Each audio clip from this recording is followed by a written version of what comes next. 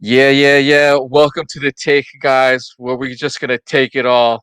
My name's Arash. We got the Bergy right here. We got Mayhem. I don't know, man. This is the first episode we're gonna do this. The take. How would you? How you know what? You know what, Mayhem? You take this. Introduce us. This is the take. It's your boy Mayhem Mike. I've officially retired. Hash. Here at the take, it's nothing but hot takes and all the takes we can take. All right. Yes, the hot takes. With me, we got Hash. You know this man. You know the man bun. We got Bergy the beard. You know. I got to work if on it's not in Burgerpedia, it doesn't exist. You can't really see the man bun, but you know, if you see the bun, listen, all you do is turn around and we can see the bun. Right? Yes. Around. Oh. Now I got it. Now you got to suck in your head now. Turn around. All right. Pretty funny. So we're here pretty much, and we get a lot of questions about certain things that sometimes we don't always answer in This Week in Pop Culture. Ding. Every Sunday. Right. So we're just gonna definitely handle some of the first things. And you know what? I think we got the right crew. What do you think, Bergy? I think we do. I think this is the team that's gonna take it down, per se, now, to use the term. Now, though I retired Hash, he's still my boss in some way. So I don't know if we're gonna give any shout outs. He's in the back there. Hash, what you we could switch. We could here you go. We'll switch it. You're the lead now. Forget it. You're the lead. Going to the lead. You'll be the lead now. Listen. Hash I'm happy back to be driver. That word. Anyway, so let's start off with I want to start off with a hot take. Bergy, how could we fix the DCU? Good thing. How to fix the DCU? Wow. Right. One, writers need to be changed on that. Right. Everything. You got to start off with the writers. The writers got to take a look at the source material and start looking at what is actually out there, what the fans are looking for, and you see what comic lines are going very well for, even if it's like Batman, Wonder Woman, whoever it is. Mm-hmm. Look at those storylines that are gaining traction, getting popular, and selling very well. They got to look at that and try to take some of those storylines and turn it into a movie. Even if you can't even do a movie, maybe a TV show with it. You got to fix some of the stuff. You've got great writers. They've got great people that have worked on it, through DC all those years. Why not use some of them? Then I want to actually say, stay away from some of the main characters that we've all seen. So we have, you got Batman, Superman, Wonder Woman, Aquaman, stuff like that, The Flash. How about guys look at what happened with, the Joker? Joker was a box office success. It made $1 billion. How about using someone like Deathstroke? You mean tell me you wouldn't want to see a Deathstroke movie? I think Deathstroke would be a fantastic movie. One I think would be a really good guy to do, and you don't bring a Superman into it, Lex Luthor. Bring Lex Luthor in, and then have him as a villain, and bring a storyline where he builds his Legion of Doom. We've all talked about it, and we've all been mentioning it for a couple of weeks now on the pop culture. You have with Lex Luthor, you could bring a Deathstroke. You've got, all those type of characters that he would work with, the Riddler, Joker, to bring some of those guys in, Gorilla Grodd. It might be a little tough to do that one because it's the Flash series, but you could work with some of that. Take some of the other ones that I think would be a really good one. Nightwing, Red Hood. How about using some of those characters? They're very popular in the comics. They're very popular in the TV shows. So Teen Titans, Young Justice, the comics, the video games. Those would be some ways I think they should start with. Get a younger cast as well. You got to work on some of the cast. Something you can go young that you can make 3, 4, 5 films out of, and you can really build that crowd. Not 1 or 2 and get rid of them. They got to work with their cast. They got to work with their crowd. That's me. That's my opinion. Hash, tell me, how would you fix the DCU? I mean, it's kind of difficult because I'm so used. I'm so love the core, the main 3, which is your Batman, your Superman, and your Wonder Woman. Figure out, as I'm going to piggyback from Bergy, is the fact that your writing has to be up to par. How do you bring back the original writing that everyone loved in the 1989, 1991 Batman and Batman Returns? How do you get back to that? How do you take away from the Joel Schumacher chaos that was it? how do you bring a beloved character that Christopher Reeves and the previous other Supermans have done, including the Superman, like including the Lewis and Clark, the Dean Cain, and Terry Thatcher storyline that we saw on TV at one point, which wasn't the greatest, but wasn't bad either. It wasn't bad. Okay, yeah, right. And how do you get those storylines back? As far as Wonder Woman, Linda Carter was by far the Wonder Woman of all. How do you bring that storyline back without ruining women's rights? Or how do you make it better to add current women's rights? If we go back to Wonder Woman's storyline, it is the worst stuff written. If you really go back, it's either really good or really bad. The fact that you have a woman from the Amazon, but 90% of the time she was in the kitchen. You've got to take away from that line. So I would go back to your basics to get your core. You got to get your core back. If you don't have your core back, you don't have the rest of the DC universe. That's my whole take.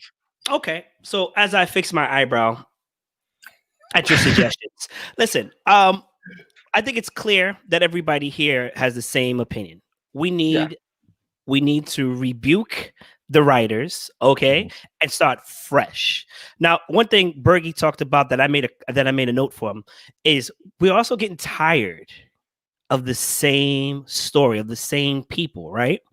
But I would argue that we kind of need some of them. We kind of need at least one or two to be brought back. Forget the superheroes. You brought up Lex Luthor. Right. Now, Kevin Spacey and I forgot the other gentleman here were great Lex Luthors, right? But we kind of need to establish from here on forward. Gene Hackman. Thank you very much. We need to establish the Lex Luthor of this coming universe. So that way we have a bar.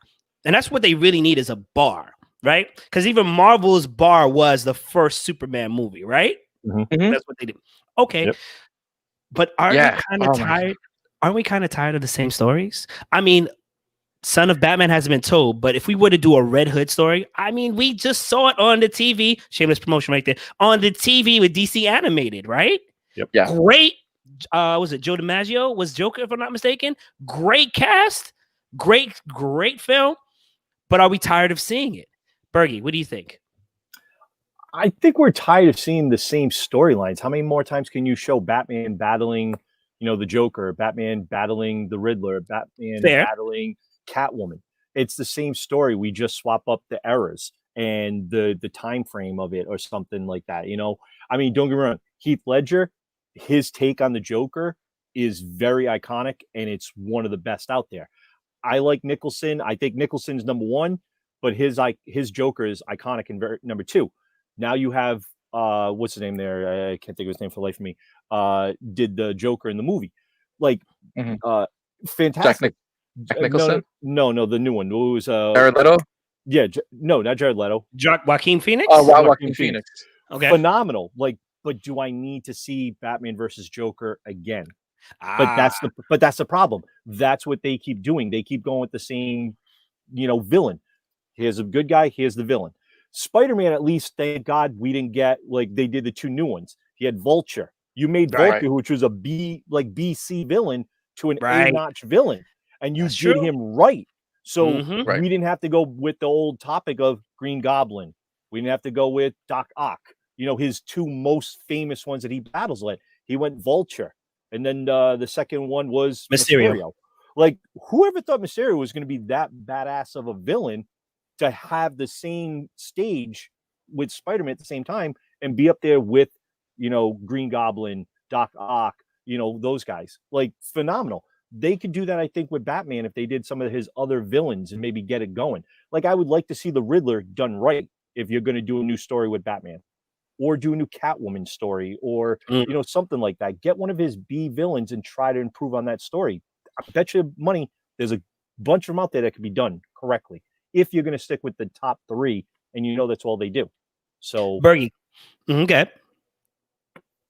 All right. So since we're on you, what I was going to say is, give me your line of thinking. Give me your ultimate fix on how to fix DCU. What would you do first? And go from there. Good. Yeah. Oh God. Oh man. If you want, I'll come back to you. Yeah, give me a moment on this one. Ash, I need a second. are you ready for this? No, I'm actually not, but I'm gonna try to give my best answer. And Bergy's right. I mean, it's almost like the Spider-Man complex. It is the bits. It's like, or Batman. Okay, we'll give Batman Superman, because how many times have we seen Superman's dad die? How many times do we see Ben die? And thank God for the last Spider-Man movie, we didn't get that again. We got that, like, Ben had already passed. I don't think anyone could stomach another version of it. But in Batman's case, how many times have we got to see Martha and Bruce's dad get shot every time? In every movie, we got it repeated over and over and over again. I think at this point, we have to cut that out. If you haven't, from 1991 to the cartoons, into the comic book, to the TV movies, skip them all. If you can't do it, you can't figure out. If you can't figure out the psyche of Batman, then you have to create a new psyche for Batman. I'm also going to stick with Bergy. Give us a new character. Give us a new villain as a start point. Joker, yes, we get it. Joker is always going to be number one. But we know this. We know this time and time again from every comic or every cartoon series. Joker is always going to be number one.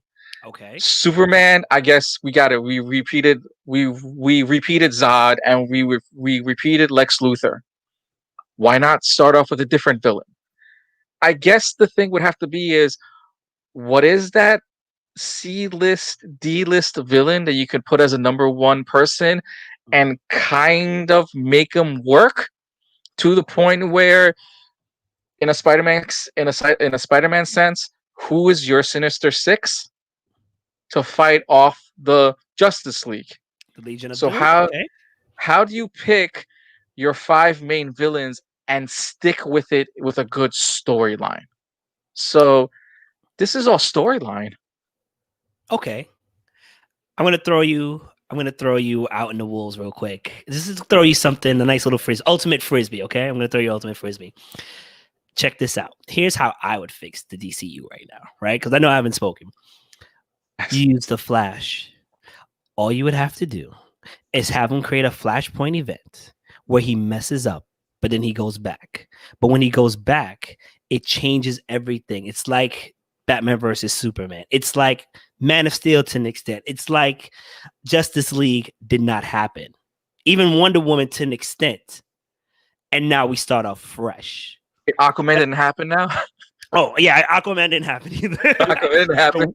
So what you're basically saying is to basically pull the plug on it and reboot it from scratch. You have to. There's no basis. We're still missing a Green Lantern. Wait, but could the new Flashpoint movie that's happening be their version of Reset? Here's the problem with DC. We need to identify the fact that they make movies standalone. They don't make movies to continue, which is crazy. Because if you have a good thing going, why not keep it? The problem is DC loves the short game. They're like kids, right? Who like asking, parents for money, right? They think if I continue to ask parents for money, parents will give me money, which is true to an extent. Some of us live a very privileged life. I can't knock you on it. But most parents are like, no, it's time for you to stop asking me for money. Make your own. Feed a man a fish, he'll eat for a day. Teach him how to fish, he'll live for a lifetime, right? Marvel has embodied that. They build universes, they build characters, they build all these different things to a point where we're watching a show, a series, and we're looking for Easter eggs for what possibly could be references and future references.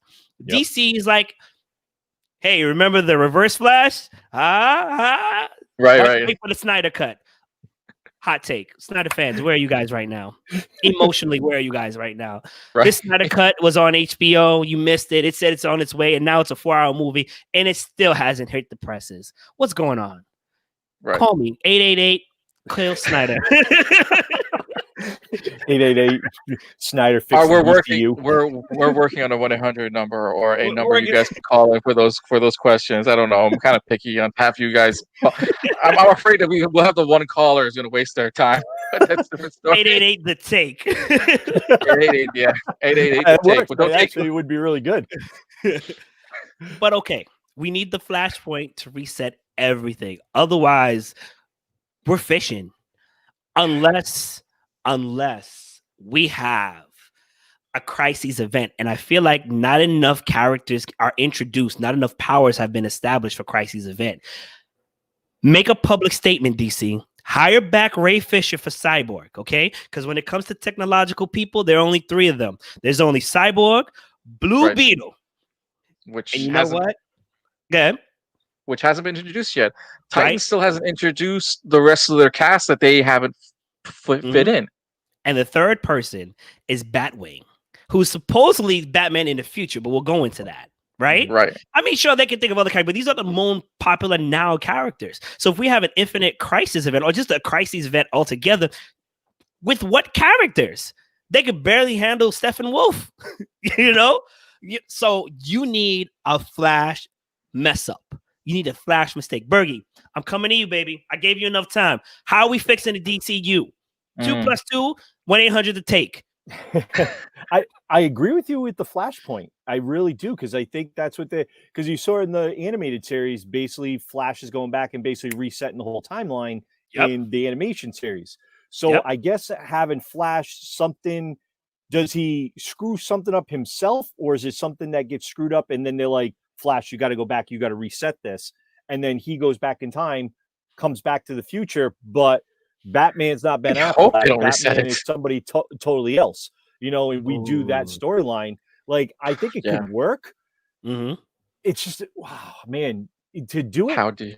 They need to go back to the drawing board, DC, completely. I think the Flashpoint would be the best part to do, and then start where Marvel did. Get one movie, do it, build an Easter egg, do the storyline that does what. Because when we saw Marvel, did you ever expect the cube that Red Skull had was going to be leading to Thanos and the glove of Infinity? Like, we're all like, what the hell is that? Like, what is they doing? And they built that over 22 movies, and we're hooked. Why can't you do that with this? With something, bring in Darkseid, War World, Apocalypse, Brainiac. There's characters out there that are world enders that they could build and do each movie individually and correctly line them up where they can lead in. Even if you have Amanda Waller as kind of one of those people like Nick Fury, bring her in as somebody to bring the Justice League together. We all talk about Amanda Waller bringing the Suicide Squad. Why not have her do something like that where she's bringing the Justice League in? Because Batman did meet her and said, hey, I know about your off the book, you know, stuff at one of the movies. And she's like, yeah, I didn't know about your nightly, you know, stuff you do. So she knows about it. She could be like a Nick Fury. Bring the Justice League together. Give us a storyline with that. I think could work. You know? I see it. I mean, it worked for Iron Man. Look, did you expect at the end of Iron Man, especially those credits where Nick Fury comes in, Samuel L. Jackson, that you thought Avengers were coming in, or you just thought it was like it was something else? I mean, we all thought it was just Iron Man. We didn't think it would be Avengers. I mean, we prophesized and we thought and we theorized that maybe the Tesseract was an Infinity Stone, but we weren't used to the box per se. In fact, did they call it the Infinity Cube? I totally forgot what it's called. But there was a cube at one point where Dr. Doom, the Red Skull, and somebody else got the hold of it and changed Earth and everything in the universe around it. That was a great story. That's what I thought it was. I totally forgot. I think it was called the Infinity Cube. I could be wrong. But like, nobody thought it was going to be Avengers and solo movies, which were awesome. The Guardians of the Galaxy. Nobody thought that. No. I think... I've been saying for months where Marvel sat there and said, here's a raccoon and a tree that says I am Groot. Go have fun at the movie theater. That movie made $1 billion. They can't figure out Who knew? Right? Who knew? Who knew? I remember watching that and I'm like, that's the guy from Community. He's like some fat slob. He's supposed to play Star-Lord. And then he comes out and I'm like, ooh, Chris Pratt looks good. Like, all right, the boy got buff. You had Drax. Like, you gave me Zoe Saldana as Gamora. You had Lee Price. Batista. Batista. I mean, they did so much stuff with that, right? Which was absolutely incredible. The cast was great from the get-go. And that's one thing I think Marvel's done better. Their casting people are the ones that are they're putting the right people in the right cast. DC is like, well, it's Ben Affleck. Oh, he's popular. We'll put him there. Like, they're not putting the right people in play. If they were doing the right people, would you have picked Ezra Miller for Flash? No. That's why he's not picked again. Right. But 3 out of 3 people right here will say no. So no. Why was he especially picked? Because he has a Warner Brothers contract. So what do? When you can't fit him into other Harry Potter movies, you're stuck putting him in other projects that actually don't fit the character or don't fit the personality. I get it when I watched Batman vs Superman and Ezra Miller had the long hair and everything. All right, caught my attention. All right, who the hell is this guy? But when I saw him in the Harry Potter movie, no. I'm like, I'm sorry, I'm done. I'm like, listen, right. I think at this point you guys are all correct. It's all about casting. It's all about finding stories that work. And you know what? If they don't know where to go, I got you. We don't have to do the Flashpoint. Although I would like to stop in the Flashpoint universe and meet Bruce Wayne's father, but he's the Batman with the gun. I think that would be incredible fan service and nod that DC needs to give us, right? But it doesn't stop there. I think ultimately to fix the DCU, the Flash has to go into the future where Batman Beyond and the Justice League have to face an older Superman of sorts and then come back and things have changed. Maybe you can introduce Martian Manhunter there. Maybe you can introduce a Green Lantern. Well, technically, Green Lantern was dead, and so was Hawkwoman, excuse me. But their child was there. Right. You know who I would believe? By the way, you know who I would believe as a Flash right now, and if they recast them, you remember Taylor, what's his face from Twilight? The dude who played the wolf? If he played Flash, I would believe him better than Ezra Miller. If you wanted, Taylor Lautner, I would take. Here's the reason why. Granted, look, you have what's his face, the other dude playing Batman. You have him playing Flash.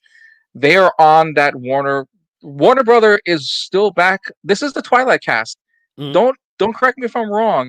Sooner or later, we're gonna see the Twilight cast come into all these Batman roles. Taylor Lautner comes in. I would believe him as the Flash than Ezra. Right? Are we ready to give up Ben Affleck as Bruce Wayne? Are we ready? No. I'm not ready. I liked him as Bruce Wayne, and I didn't mind him as Batman. I thought he did an okay job with it. The Taylor Lautner, I don't know. The kid can't act. That's my one downfall to him. You don't think he could do a Flash? I think he could. I think he could be a much better Flash than Ezra Miller. He's a believable person. He still has a younger Flash than Ezra Miller would be.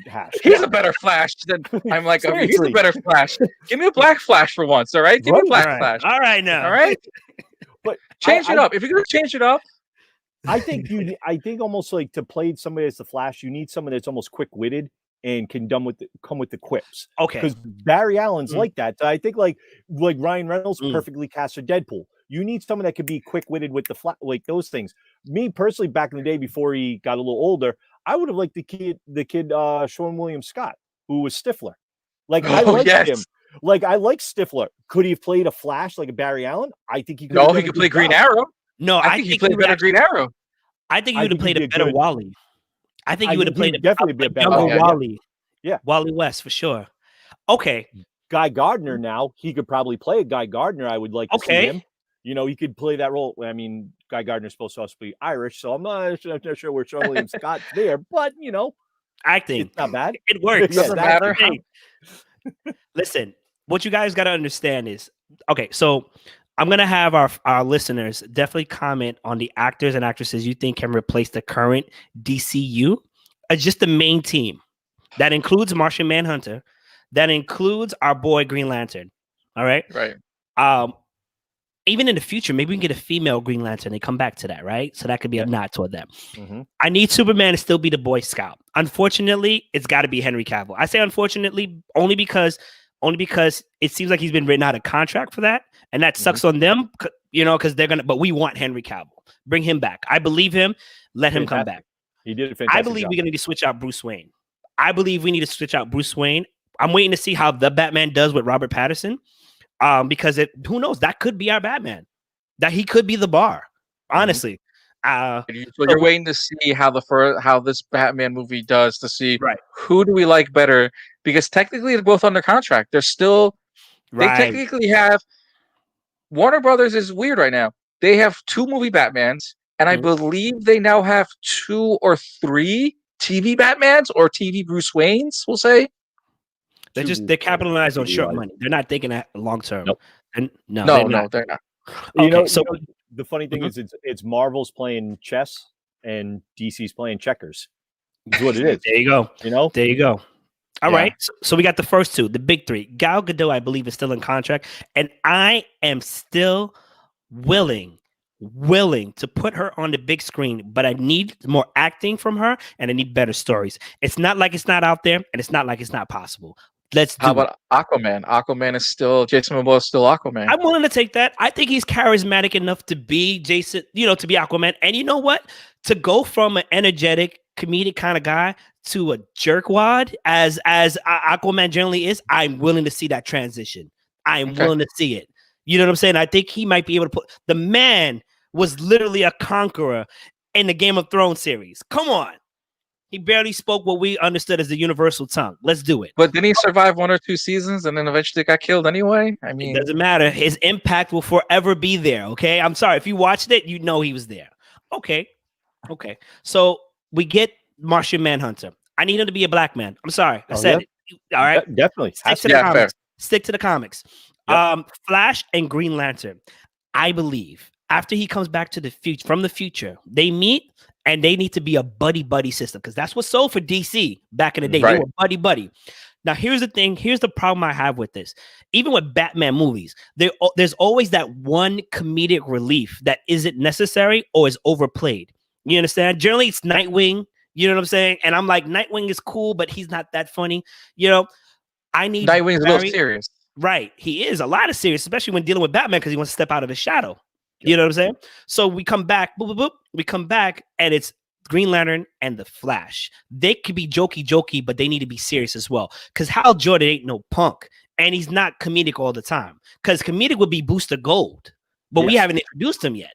I want him so bad to be. All right, I agree. So here's the big question running around as well too. They don't have a Booster Gold, but WWE superstar The Miz has been constantly, I guess, campaigning to be Booster Gold for the past 5 years now. I'm down with it. So he's been campaigning. I say get him. Why not? Yeah. We're doing everything new. Remember, right? What's the harm in it? Right? You get WWE superstar The Miz to jump in. What's the harm? But you think about it, you bring him in, you're going to get the wrestling fans that are going to tie in now. They're going to tune in and watch. That's going to make the popularity even go up higher. Vince McMahon already has a swollen head as it is. You add that now, and he's got some of those guys. He's probably got a bunch of other contracts that he could bring in. Roman Reigns could probably Boom play Studios or somebody or something like that. You've got other characters there that could be playing characters. Right, and then Boom Studios, which is owned by Warner Brothers, which is DC Comics, which WWE has, which also creates Power Rangers. Just an easy transition. Just make a one-off comic book that has the Miz's face on Booster Gold and play with it there. Why not? Play with the comic books. I want to kind of answer Sebastian. He says Miz as Jason Todd. No, I don't like Miz as Jason Todd. Miz has to play Booster Gold. That smile, the way he comes out whenever he does like his promos and stuff, tell me that's not Booster Gold. Coming back from the future, looking for fame and fortune. He wants to build that. He's got Skeet with them. That's perfect for him. Jason Todd, if it's not Jensen Ackles, I'm going to be upset. I want Jensen Ackles as him. And technically, we have another person who's a time traveler, but he's also regulated by people who watch time, like time travelers. We don't have anybody with the speedsters, but we can always change that. We can always change that. I think we work on this core team and we make it authentic while also doing fan service. We've got a shining light. We have a universe. We can build. Hell, we're writing the script and submitting it to DC. Right. Cut the check, DC. So cut the check. So what we can do even now is we can even entertain Superman and Wonder Woman being a thing before he chooses Lois Lane. You understand? That was a thing too. Or even entertain this? Do we even entertain this? No. Nathan Fillion as Booster Gold or Pete Davidson. Pete Davidson's way too much of a wild card. I don't say he plays him. Pete Davidson could probably play some like a Riddler, I think. Kind of that beanpole style. Like, I think that'd be fine. Nathan Fillion, if you're going to put Nathan Fillion there, I would say Nathan Fillion should be your Hal Jordan. He'd be a Hal Jordan. Older Hal Jordan going against, something like that with the Yellow Lantern. Like that would be perfect. He's Hal Jordan. I could see him as that role. That would be fine for him, not Booster Gold. Booster Gold's too comedic, and I don't know. I just don't see Nathan Fillion that way. Here, just to go back on the Miz campaign. Miz's campaign right now for WWE, he's Johnny Cage of WWE. He is legitimately Johnny Cage. If you ever watch WWE and you ever pay attention to him, he's Johnny Cage and Booster Gold in one. And he's doing it time and time again live on TV. He's making his own script up as it goes. If you legitimately hand him a Johnny Cage script, or you hand him a Booster Gold script, he's gold. And when you talk about Booster Gold, the man is gold if you've given him the correct script. Okay. I don't know how you can't pick him already. If you're gonna do the DC reboot, granted we're gonna get Flashpoint. Flashpoint's gonna do that reset button. Yes. At least get the casting right. I agree with Nathan being a Green Lantern, Pete Davidson being a Riddler. He is kind of like a Jason. He reminds me of a young Jim Carrey. He can be that animated version kind of thing. We'll see. We'll also see how he does in Suicide Squad. Remember, this will be his first superhero idea, and Suicide Squad has nothing to do with the current DCU storylines. So we'll see how it goes. Who's the one that was the weird bendy guy? It was like a patchwork, a kilt guy or something. He could bend into anything. Not Kite Man. No, he was one who could go through like weird pipes and he could break his bones. Contortionist. I can't remember who that was for a villain, but that's who someone like I think Pete Davidson could play. Pete Davidson could be okay. He has that skinny type guy. Looks like he's really lanky and stuff like that. Wiry. Right. He's wiry. He's wiry. So he's wiry. Before we move on, I'm gonna give you guys this one question, and I'm gonna answer it myself. What event in our new DC universe are you looking forward to? For me, and I'm gonna take this from you guys, so you have to think. For me, it's the formation of the Legion of Doom. Here's why. Okay. Even if you hated Batman versus Superman, when you saw Deathstroke on that boat, tell me you weren't hype. Tell me you weren't like, are they about to do this? Is this about to go down? We technically have Cheetah. We don't know if she died or if she's back to being underpowered, whatever. We have Deathstroke technically in this universe. I mean, Black Manta. We do have. I want to answer first before Bergy, because I feel like Bergy can just finish us off really well. I'm going to say this, all right? When I saw him, I immediately thought of Titans. I thought of Nightwing coming in. Which version of Robin are we going to get against him? That's what that's immediately what I thought of, is the fact that when you bring him in, which Batman sidekick or team does he have against Deathstroke? And if that's happening, which version of the heroes are we getting, and who is joining him? I mean, because we didn't get a good Penguin. We haven't gotten Penguin. I'm not gonna lie. And I love Showtime for this. Showtime replaying Batman Returns, and Batman Forever has always given me hope of, if I got the old cast back. If you gave me Danny DeVito as Penguin, if you gave me Jim Carrey as Riddler, I'm good. I'm so good on the movie takebacks. Okay. Because those were the two strongest villains I ever got. I'll even take Arnold Schwarzenegger as Mr. Freeze. Ooh. I'll take those back. I'll take those three, even in Flashpoint. But give me good okay that can outdo that. I'm gonna piggyback off of that and say I agree with you, especially in Flashpoint. We can make references and have them come back. Bergy, my man, your time. Show I us. like Show us. I like the flashpoint there where he says that, because that's a good way to get Michael Keaton back as Batman, and somehow he changes something with the future. Now, this is I think would be kind of cool with the like flashpoint, to go by what you were saying, Mayhem. You bring that in, you do the flashpoint like he's talking about now, where we get the old Jim Carrey, that stuff. You get Michael Keaton when he comes back to the future. It's not the future we're in; it's the future where Michael Keaton is now the older Batman. You have Batman Beyond. You create that Batman, and you bring in Terry McGinnis. Okay, with Bergy. that, you've got some of our fans right now sitting there going, "Ooh, we now are getting Batman Beyond." That to me, I think is a great way to fix it. You do that, and you can do it right. Oh, dude, DC's got a free check right there for any of the storylines that they could do. Yes. You do that correctly, and you bring in the Joker squad. You bring in all of those crew. You bring in what is it? Not Nightwing, Hawkman and Hawkgirl, but they have the child that's with Green Lantern. She has the child with Green Lantern. Silverhawk. Yes. Something. I think you have that. Silverhawk. You also bring in Static Shock now, because Static Shock was part of that future Justice League. Talk to me, Bergy. Talk to me. That right there that's money. And we're gonna I can see Michael B. Jordan coming in to play Static Shock there. As an older Static Shock, like 20s, early 30s, I could definitely see him with that. With the dreads kind of doing that, stuff like that. I could actually see him as a Silverhawk, believe it or not. That's true too. A Silverhawk. I mean, these are famous. You know what? Go ahead, Bergy. Go ahead. Sorry. No, I think this is one way that they can fix those storylines and change some of the characters up and start fresh. Like, they need to start fresh. I would like to see something like the Identity Crisis. I know that's too hardcore for the big movie screen. You're never going to get that, but that was a great storyline. I felt where the Justice League really had some infighting and stuff like that would be something. Yeah. You have the OMAC project. They're never going to do that, where Batman basically creates that. Basically, he created Ultron in a way. Yeah. You know, I still maintain that Batwing is DC's Tony Stark, Iron Man. But if you watch Son of Bad Blood, you'll see it.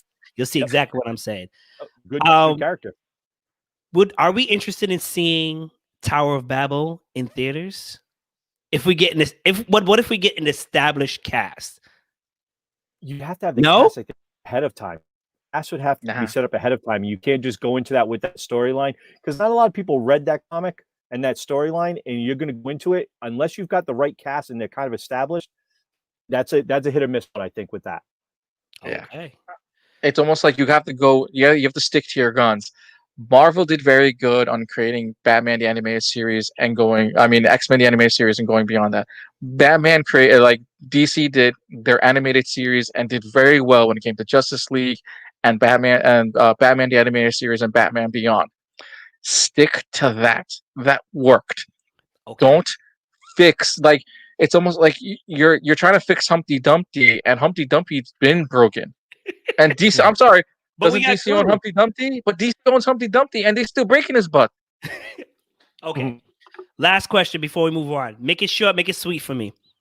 How soon after establishing the new DCU do we go into the TV series? Is it a year after? 2 years after? 3 years after? 4? 5? Because Warner Brothers wants that series money. I'd say don't even do a series. I mean, their DC's problem is their TV series is outwinning their movie series. You don't go backwards. You don't go movie into TV. You stick to what works. Their fault line is their A-listers. Your core is movies. You don't put your core as TV. J-Bo, thanks for joining in. We look forward to seeing you Sunday. Go ahead, Ash. All right, Bergy. What happened? No, I said J-Bo, thanks for joining it. Thanks for coming in. Oh, J-Bo, yeah. Oh no, because it got late for this one. Yeah, that's no problem. I think it's after you get everything established and they do it. I say it's like 2 to 3 years in, and then they'll do something. But I think you got to do almost like what Marvel did with Agents of S.H.I.E.L.D. Don't go after like a big name, something like that. Pick like something almost like the Bat family in a way. Do something like that where it's the sidekicks from Batman, and maybe do something with the Flash or something like that. Almost build like a little thing like that and try to do something. I think that would help, and then tie that into the movies like Agents of S.H.I.E.L.D. did. How many times they changed something in the movie, changed the whole TV series? Because, Winter Soldier, when they destroyed the helicarrier, they literally had a week to rewrite the ending of their season because they had to fix it. That could tie in something very nicely to the movies. I think that would help keep their crowd interacting that might not go to the movies, would just sit home, watch TV. I believe, depending on how long it takes to establish the DCU, our new DCU, right? Mm-hmm. You need a year to 2 years. Here's why. We need to discuss, forget the sidekicks, because that's Titans, technically. That's Titans all over again, to an extent. We need to also incorporate other characters.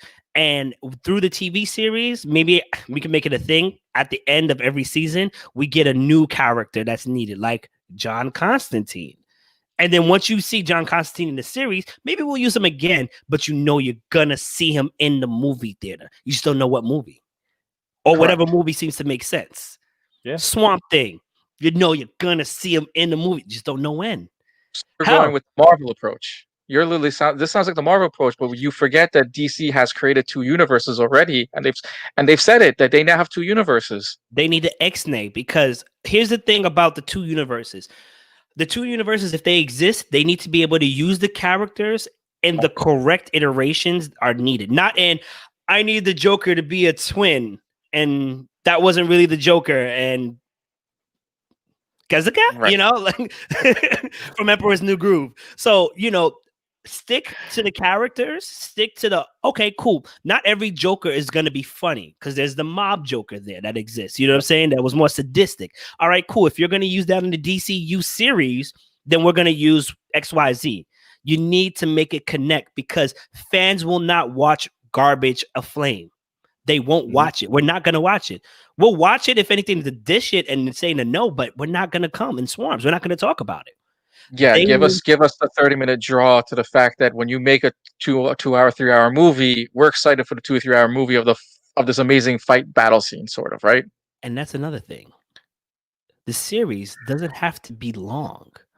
You see what they're doing with WandaVision, the 30 minutes? Boom. That's all we need. Keep us invested. Give us just enough.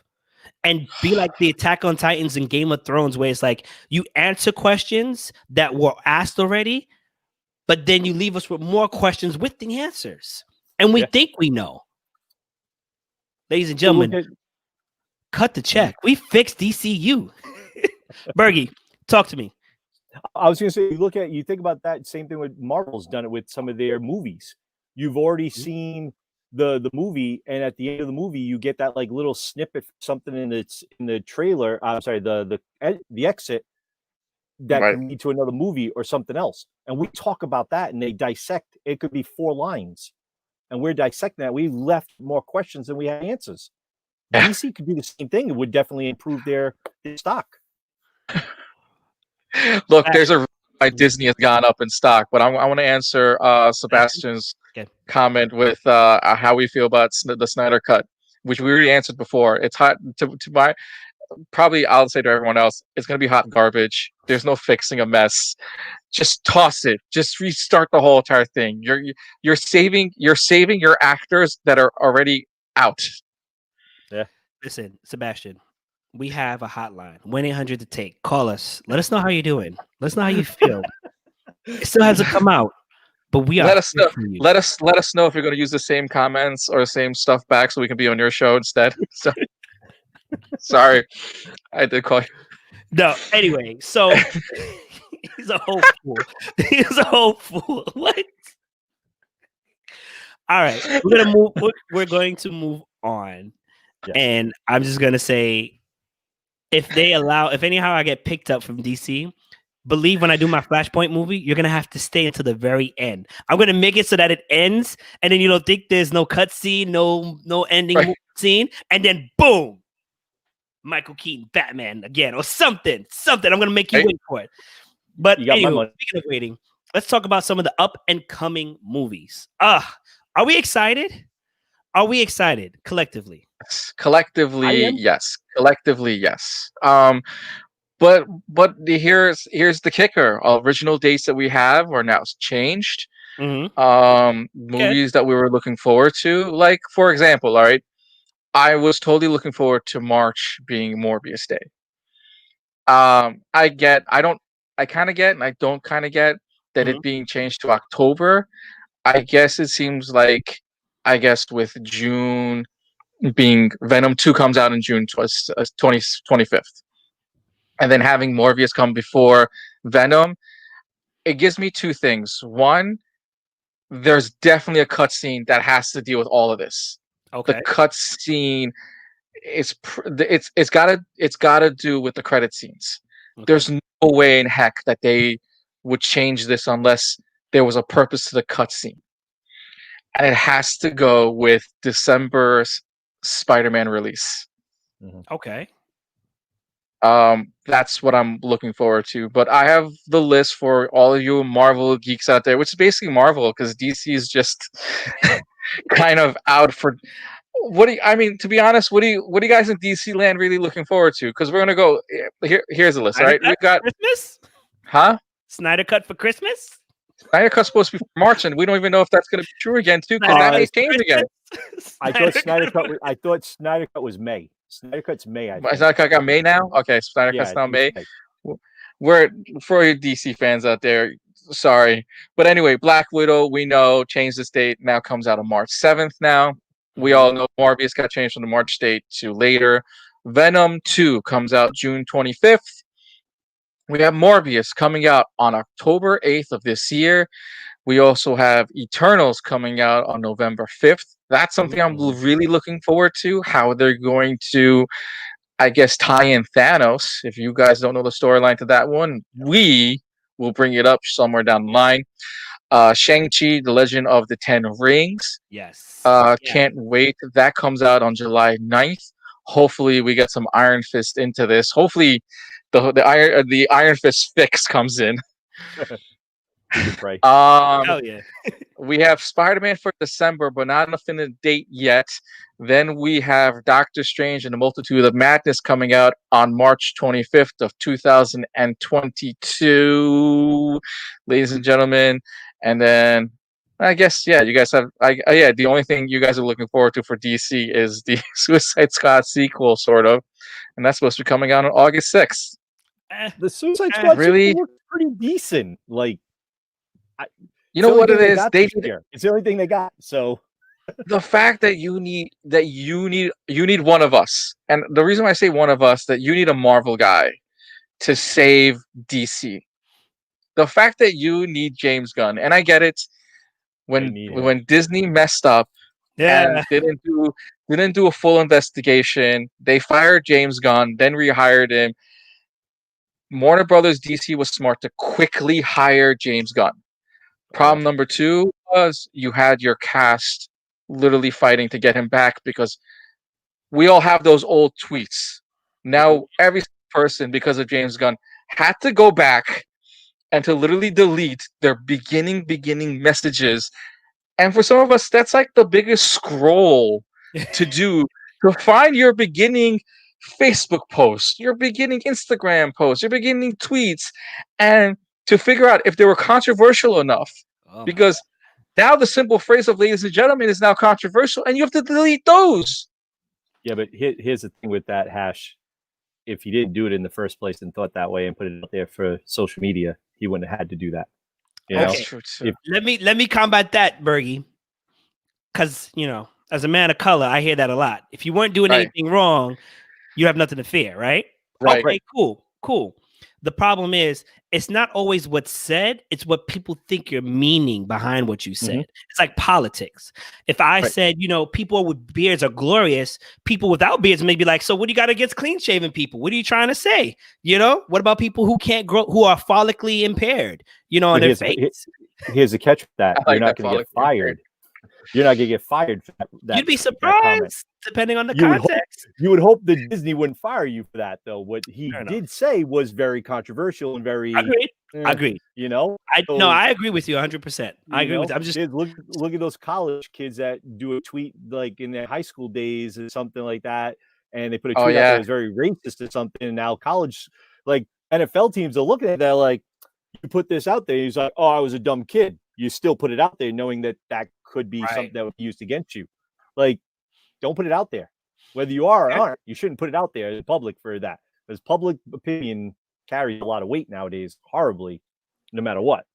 But movies. Okay. And I'll just say this before we move on with movies. I feel like the public opinion should count for a lot of things, but it needs to be mitigated to a point. Like, for instance, if which I won't do, Pure Mayhem said dogs stink forever. And if you're a dog owner, you stink. You know what I'm saying? I definitely have the responsibility to go back and correct what I said and apologize to people who I've hurt for the indecisive and ignorant things that I've said, you know? About dogs. But at the same time, and about dogs and stinky people. Right. I know. Yeah, maybe someone has a hygiene problem, you know. Maybe they don't believe in it, whatever the case is. But at the same time, too, it needs to be, you can't always give it to the public, because then we'll be like, well, remember he said this, and even though it's a little line, it didn't mean anything. He was joking, and it's like it goes far left. There needs to be a balance, and we need to establish ASAP, especially when it comes to movies, comedies, and anything else.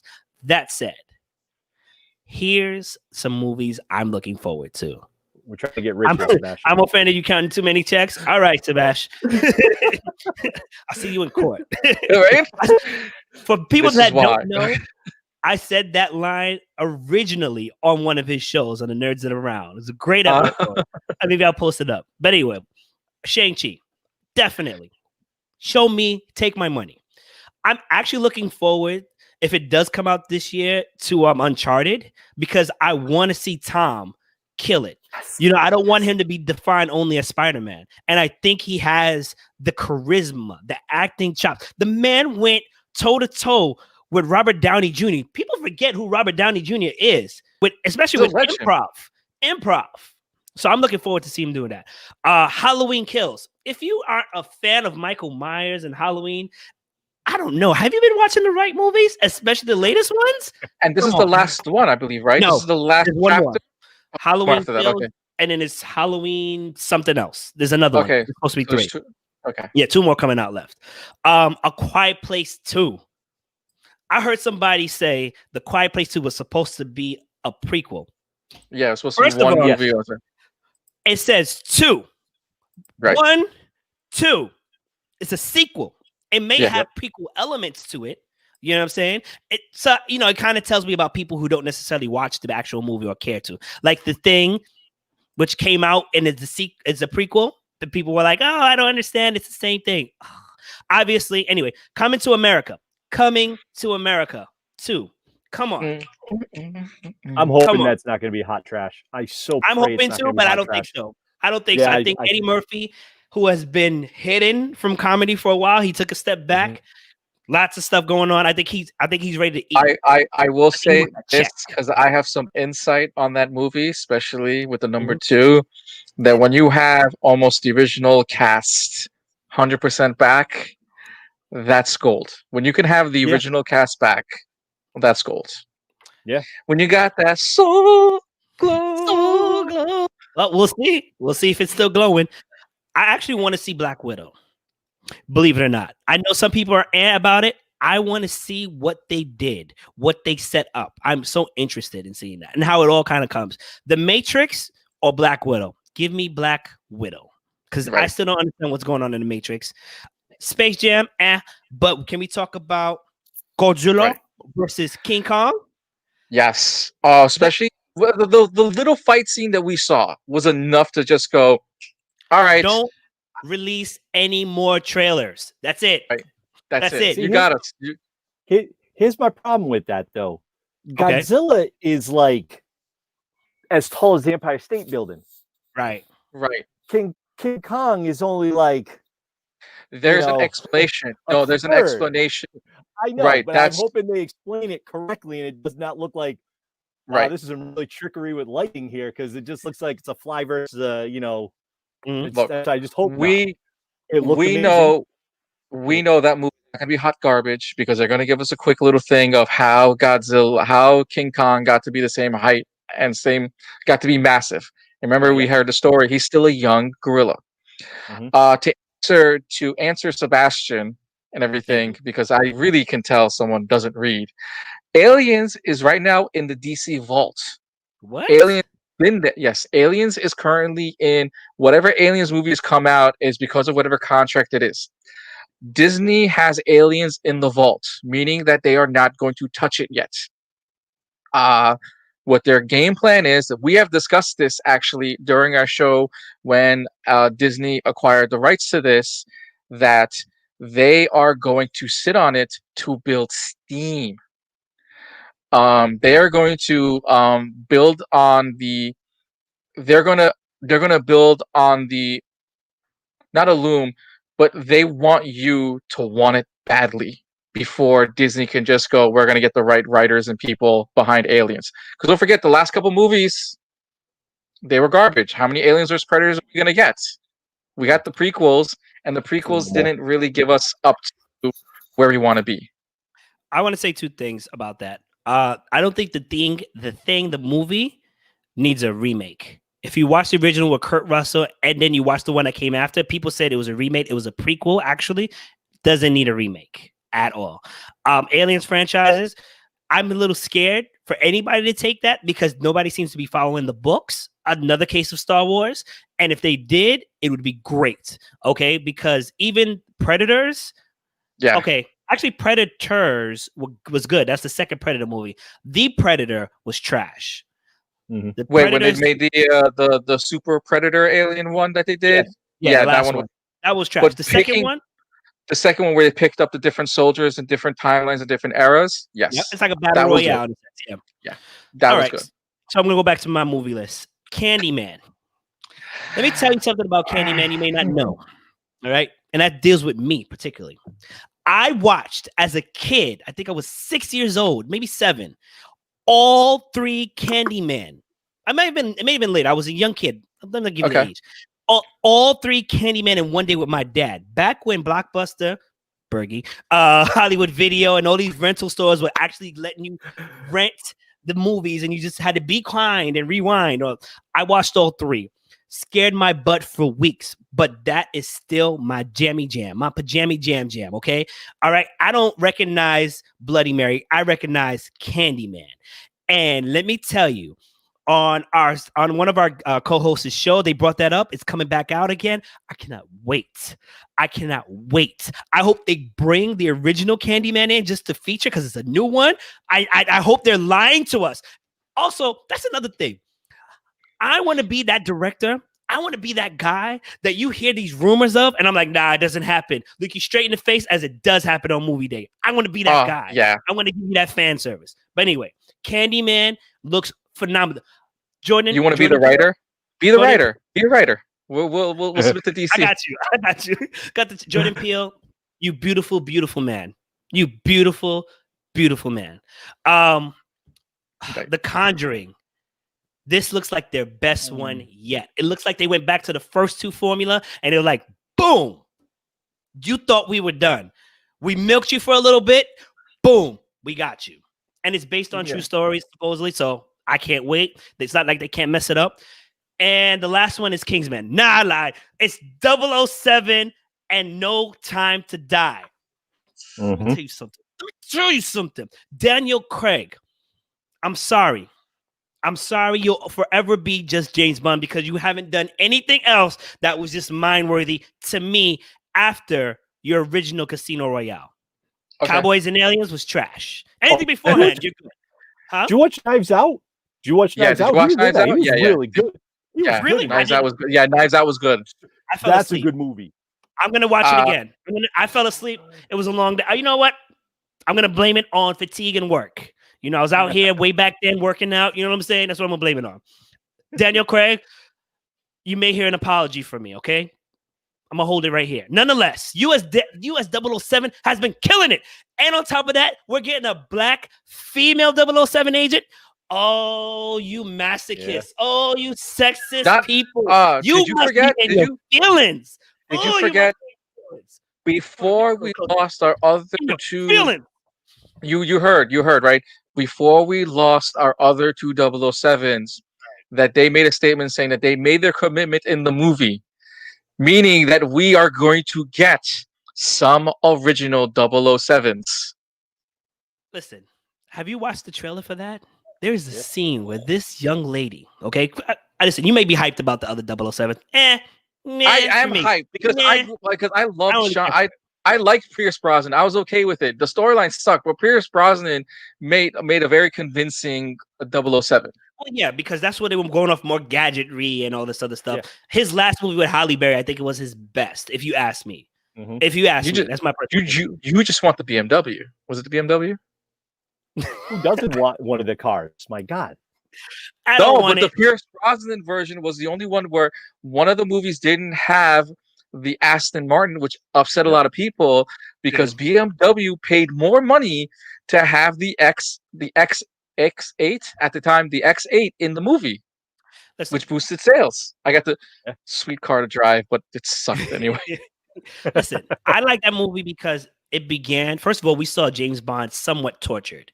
We didn't really see a torture scene until Daniel Craig did it. But nonetheless, up until Daniel came, we saw James Bond tortured and he was hardened. It was a little bit more believable. It wasn't all just about gadgetry and smooth lines and all this other stuff. I believe gritty. He was gritty. He was like in a way he was a man. All right. But okay, to stay on 007, could you have seen Idris Elba continue on? Because I was okay. I was that campaign, I was okay with Idris Elba continuing on, and everyone goes, "We're not ready for that one yet." And I'm like, "No, yes, we are." I think ready the world is. I would have liked to have seen Idris Elba take the role than Keira Knightley. And don't get me wrong, I like Keira Knightley, but I think Idris Elba would have done a perfect job as a 007 and play the new James Bond. I'd be down with that all day. Way better than I know Keira Knightley was rumored for it. No. I would like Idris Elba to definitely take over the role for like 1 or 2 movies, right? Mm-hmm. And depending on how he does like make it 2, maybe 3. But then I want him killed and I want somebody else taking it, like somebody more prominent. You know what I'm saying? Because the problem is we expect some of these great actors to act a certain way with certain roles. And I like 007 being a man of mystery, much like his actor, or in this instance, actress. You know what I'm saying? Mm-hmm. I want something to hit but I want us to hit something totally left field. The fact that we're getting a black female 007 in this upcoming movie is totally left field. It's not a European. You had Manny Penny. Manny Penny's always been in the background since Daniel Craig, and to have her transition into it has been around since the previous James Bond movie. I don't want to ruin it for you, but it's not Money Penny. Oh God! Watch the trailer. Or at least if it is Money Penny, it doesn't look like Money Penny, but that's not Money Penny. It's not Money Penny. It's not Money Penny. She's good. How do you train? She's good. And that's why I think she's gonna stay at the role she is. But I'll talk to you off air. I'll talk to you off air because I hope they don't ruin it already. No, this story sounds amazing balls. You haven't heard that since 2000. Amazing baseball. Okay. And they got Sami Malek that's playing the villain in it, the guy that did Bohemian Rhapsody. Right. And stuff like that. That dude can act. So come on. Yeah, he plays. Right. All right. Fair. Before I let Bergy speak and tell me the movies he wants to see, my last WTF, do I need to call a hotline, is a baby movie I want to see, right? Hold on. Boss Baby, Family Business. Oh, yeah. I don't know if you saw the first one.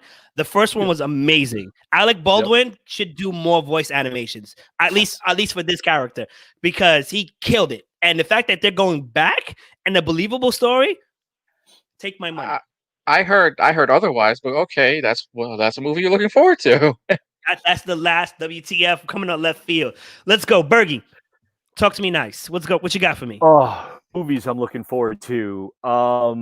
Oh man, I want to see the new G.I. Joe Snake Eyes. I'm intrigued for that. Yeah, I want to see that, man. Don't make me mute you. Don't make me mute you, Hash. Come on. I mean, yeah, I want to see Shang Tsung. I want to see the Eternals. Those are like definites. Black Widow. I definitely want to see what they're going to do with the storyline, and I want to see if they're going to leave that open for any other movies with Black Widow. You know, she might be done as Avengers, but what are they doing with her now? Is that role in that timeline that she can do some stuff that's in between that they could possibly bring in to do some other stuff? I definitely want to see. I'm intrigued. What's up, Mia? I'm definitely interested to see. I want to see NBA Jam. I do. Part 2, I get it because it's Bugs Bunny and I want to see it. I don't care for LeBron James, but whatever it is, I want to see it. Matrix, I'm a diehard Matrix fan, so I'm looking forward to the 4th one. I want to see the new Top Gun Maverick with Tom Cruise. I think it's going to be hot trash, but I still want to see it. It's an age nostalgia thing, man. I definitely need to see it. I think you're more for it for the rumor.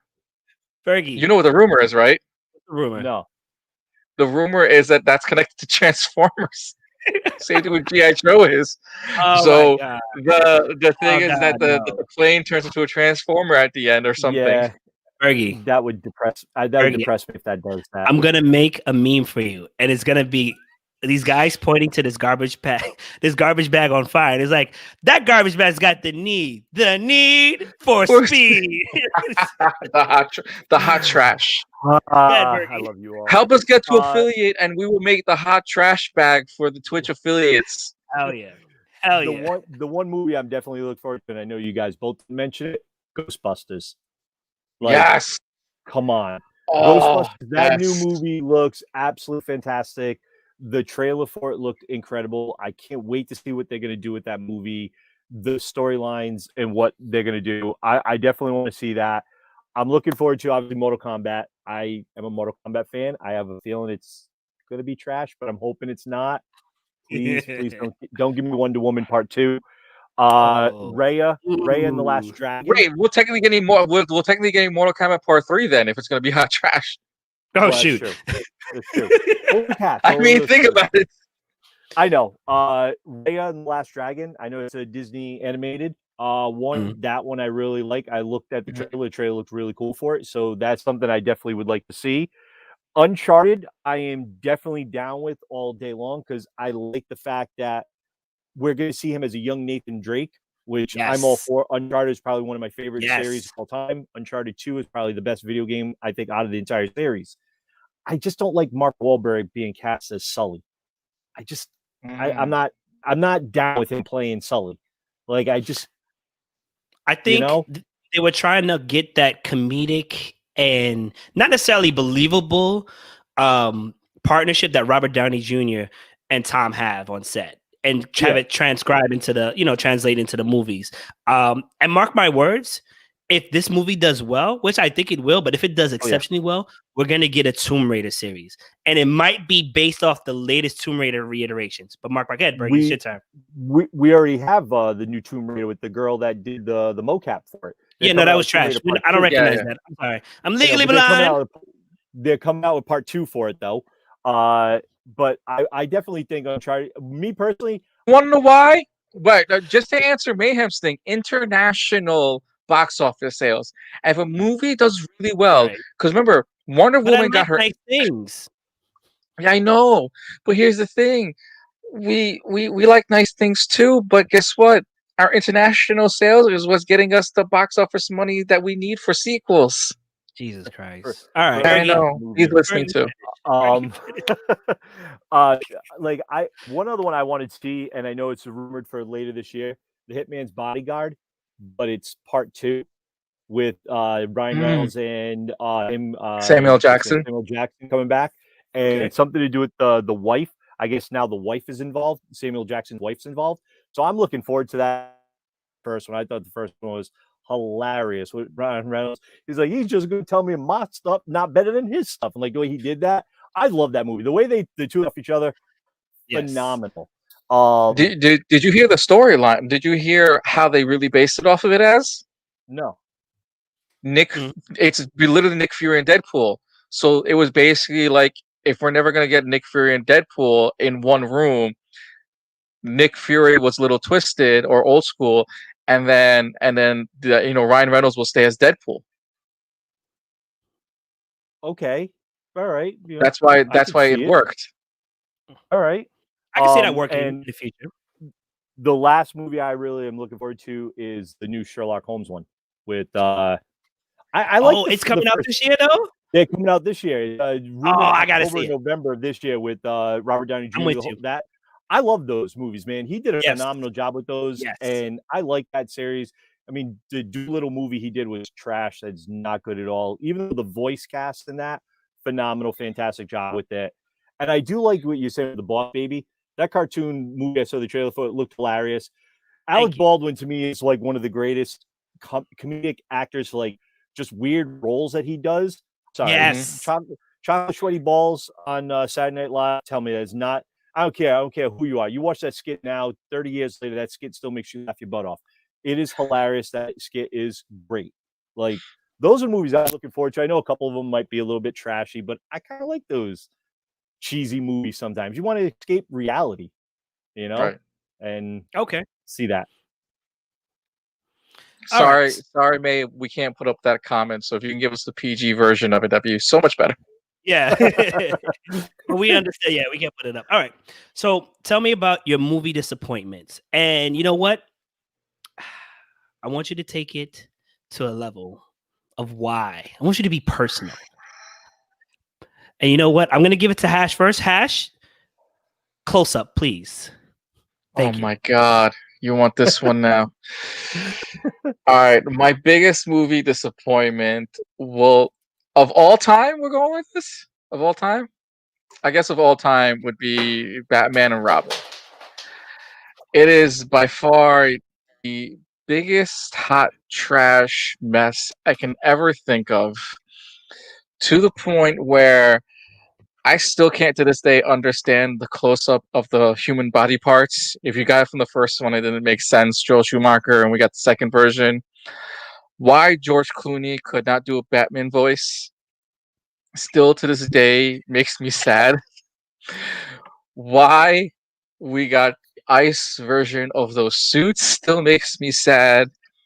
Horrible. All the neon used in that movie makes me sad.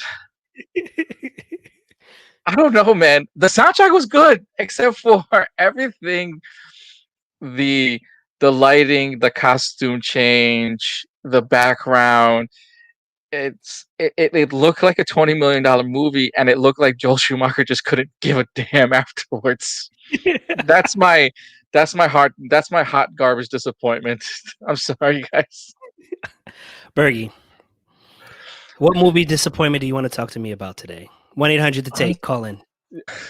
One of the like, to me it hurt too, because I'm a huge was Bad Boys 3. Like, just so bad, man. Like, the story was convoluted, the act bad. Martin Lawrence didn't look like he was ready for that role. Will looked like he was there, but he was still trying to do like his newer, more action take roles and stuff like that. He don't even have Gabrielle Union in it, which I thought she was doing a pretty good job in that second one. Now she does that TV series LA's Finest. Oh, yes. Just his kid that Will had a child with this Mike Lowry had a child with this woman that was a drug kingpin's like girlfriend, a wife at the time, and then she's in prison, kids giving up. And I'm sorry, like, that movie was just so disappointing. And I'm a huge Will Smith fan. I love everything Will does, but that movie was just something that should never been done. I know there's rumors they want to make another one. I don't know, man. I'm so disappointed in that. The story was bad. The acting was not good. Will was decent in it.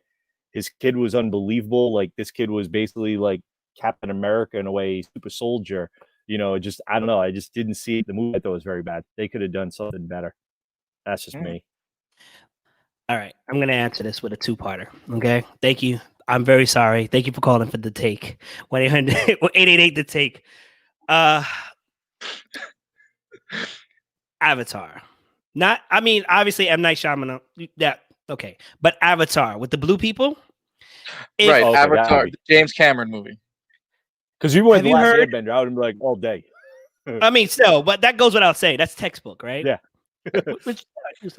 Here's why. Have you ever heard of a movie called Fern Gully, or any movie just about saving the forest? Yes. Pocahontas. Why? I fell asleep to that movie 3 times. Okay, 3 times. I was counting. Never. I don't think I've ever finished the movie ever. So whatever. Then, of course, believe it or not, Birds of Prey. Okay. I had hope. because they put a lot more characters. They even put the hyena. The hyena was probably the best character, the best actor. I don't know if it was a boy or girl, but the best actor there. And then I think they killed it. No. And then they gave me Harley Quinn fighting. It looked like it started off great, and then they just got tired with the choreography. Then the story was lackluster. Then Black Mask, really? Played like that? Mm-hmm. Let me tell you something. If you were one of those people who paid to see that movie, you need your refund back. You need your refund back, and you need a written apology from DC and Warner that says they will never, ever make another. Wait, they're making other movies? Okay, we're working on it. Okay, you can call us and tell us all about it because, oh my God. The realistic fight scene where she gets in front of the car with her roller skates on and literally doesn't have to grip for dear life, but meanwhile the roller skates are still perfect on the street. I legit was hyped when she walked into police station and was gonna go battle these cops. I was like, this is gonna be a great scene. To trash. Look.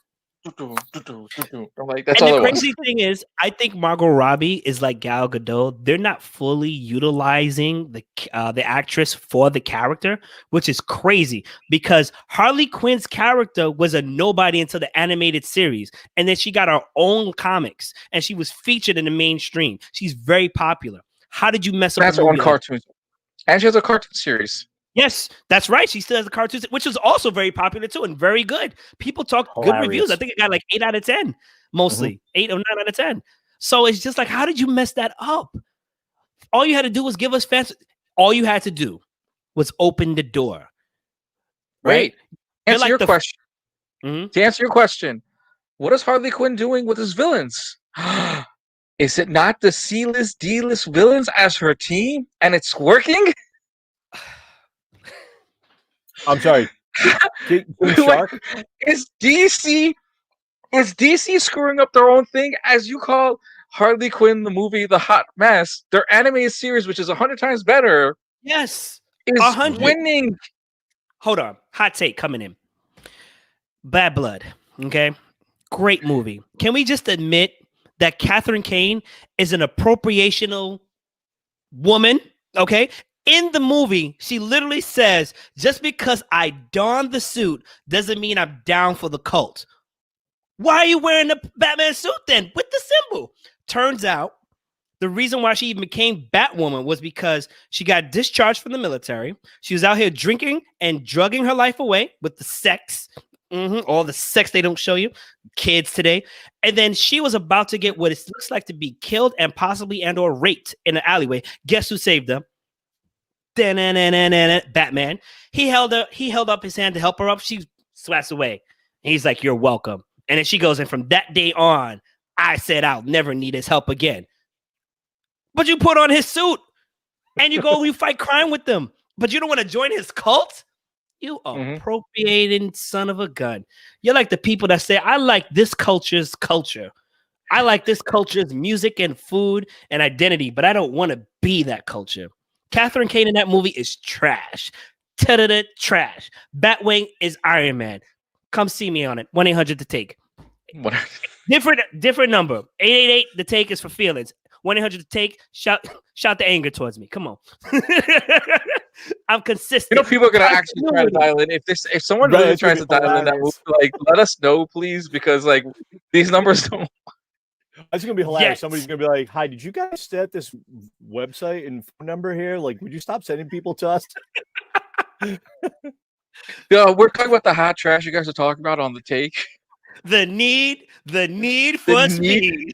The need. You know what? Whenever we talk about hot trash, we have to say that line. Need for speed too, right? On the boat, but hot trash takes. Hot trash taken on the boats. So bad. Listen, good. I'm finished. Those are my 2 disappointing movies for now. I'm pretty sure we'll have. And it seems like you're disappointed in the comic as well too, especially with the storyline and with the way that's going as well too. I mean, that's. Listen, Mia, when you get a chance, rewind this sucker. We recreated DCU just for fans like you. Us, you. We're gonna move on from this, and we're gonna talk about my favorite, Avengers versus X-Men. Why do we need to talk about it, Hash? Why do we need to talk about Avengers versus X-Men? They're not really relevant, are they? Oh, they actually are, because if anyone is sitting there watching WandaVision, which I know for a fact every single person told me last time on my show, saying that two of the points I said were wrong. I went back and rewatched those episodes. Guess what? Cut my check because I was right. And the reason why we're going through this little shenanigans and thing, what? Bergy, because did it suddenly get cold for you from all that shade in the room? Like, right? Let's go. Because go get a blanket. I'll be right back. Right. I might. Yo, Killer Frost is your new name. Killer Frost is your new name. We're not calling you Mr. Free, Killer Frost, because you are cold. I'm calling because this is what's up. Stop going with the Avengers storyline and everything, thinking you know what is going on. And yes, we are getting Mephisto, but what if I told you every single person missed the first major villain? And it was in episode 1.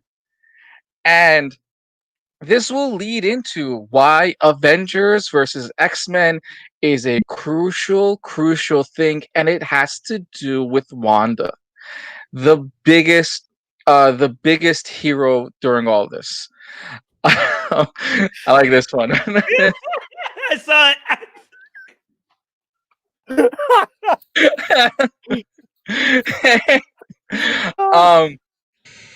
God, I don't want to call that so bad. I want to call it too. We'll do it later. We'll do it live in like 5 seconds. Someone grab a phone and get it ready. And the reason for it is one villain was already introduced in episode 1. The second major villain was mentioned in episode 2.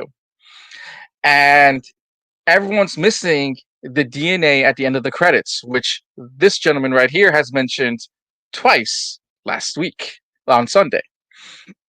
Yes.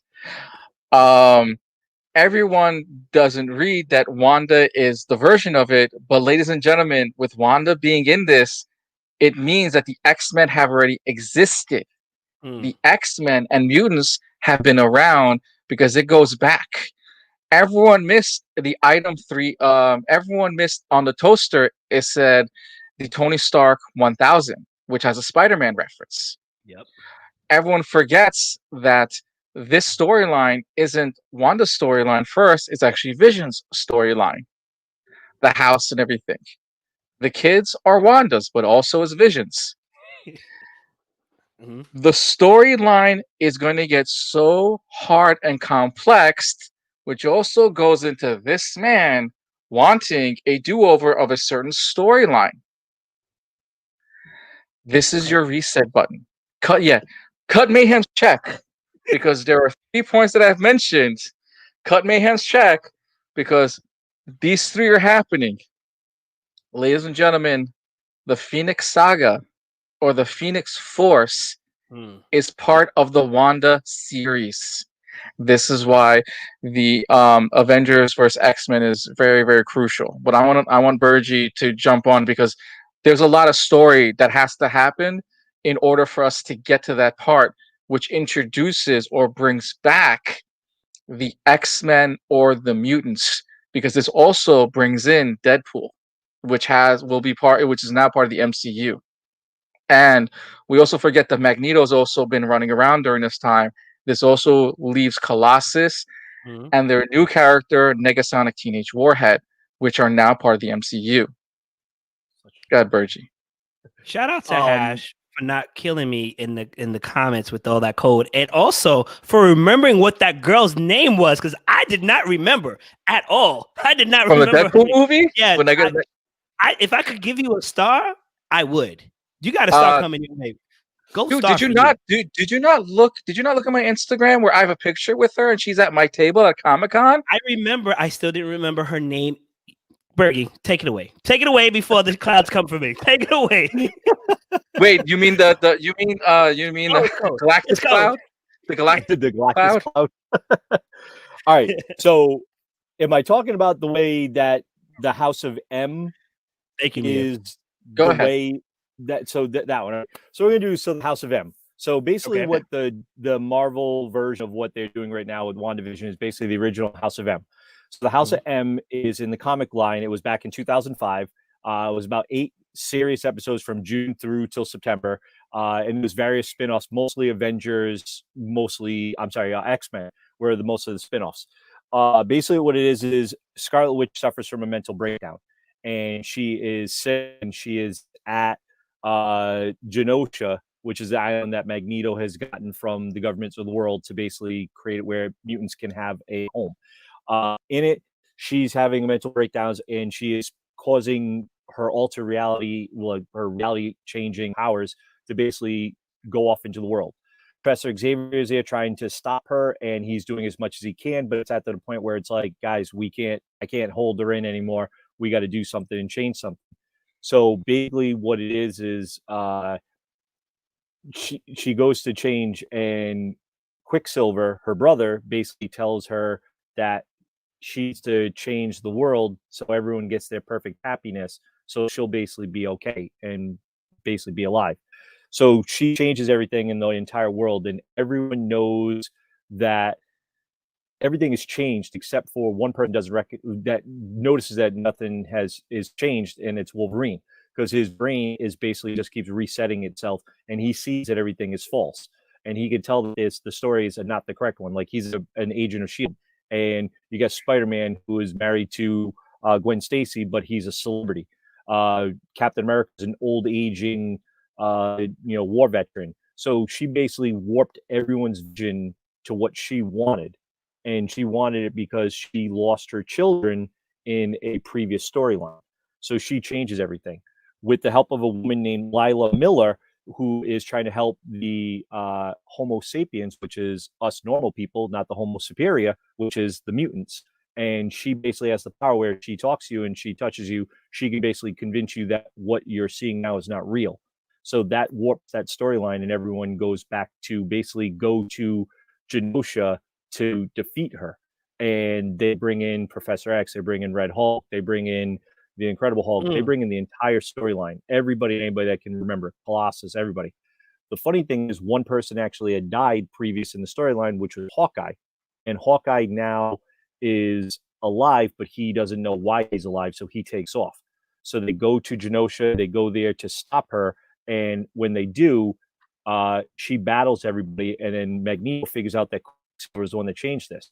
Magneto goes so crazy, he kills his own son. She stops it and basically brings her brother back to life, Quicksilver, and she whispers, "That's it, no more mutants." Yep. That changes the entire storyline. So instead of there being millions of mutants on the planet, it went to barely like 250 of them or so, or less. And there was some mutants that lost their powers. So they Bergy, would are have. you quoting Pokemon right now? Why? Are you quoting Pokemon with 250?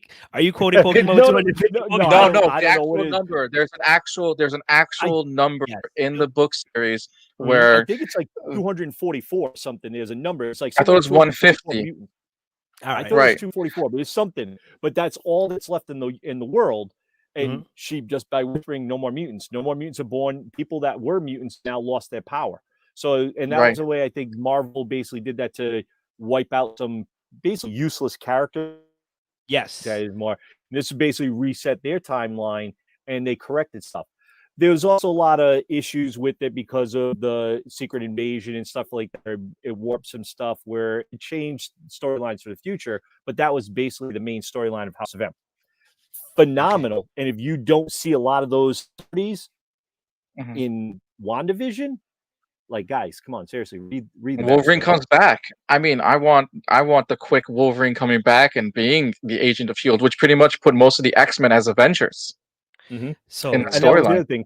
Captain America did, after this was all said and done, he wanted to build the bridges back between the Avengers. He made some X-Men as Avengers. Avengers.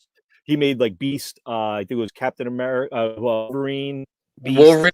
Oh my god, I can't remember. There was 4 of them that were made into X-Men, Avengers. I can't remember the name. I know Wolverine was one of them and stuff. Wolverine, Beast, Rogue at one point, and yeah.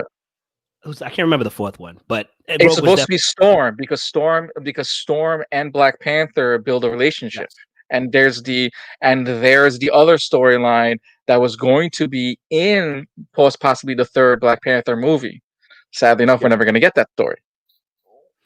So, I have made mention to this man right here that the only way that they can successfully bring back the X-Men, aside from obviously the multiverse, is to stage everything in a Skrull invasion.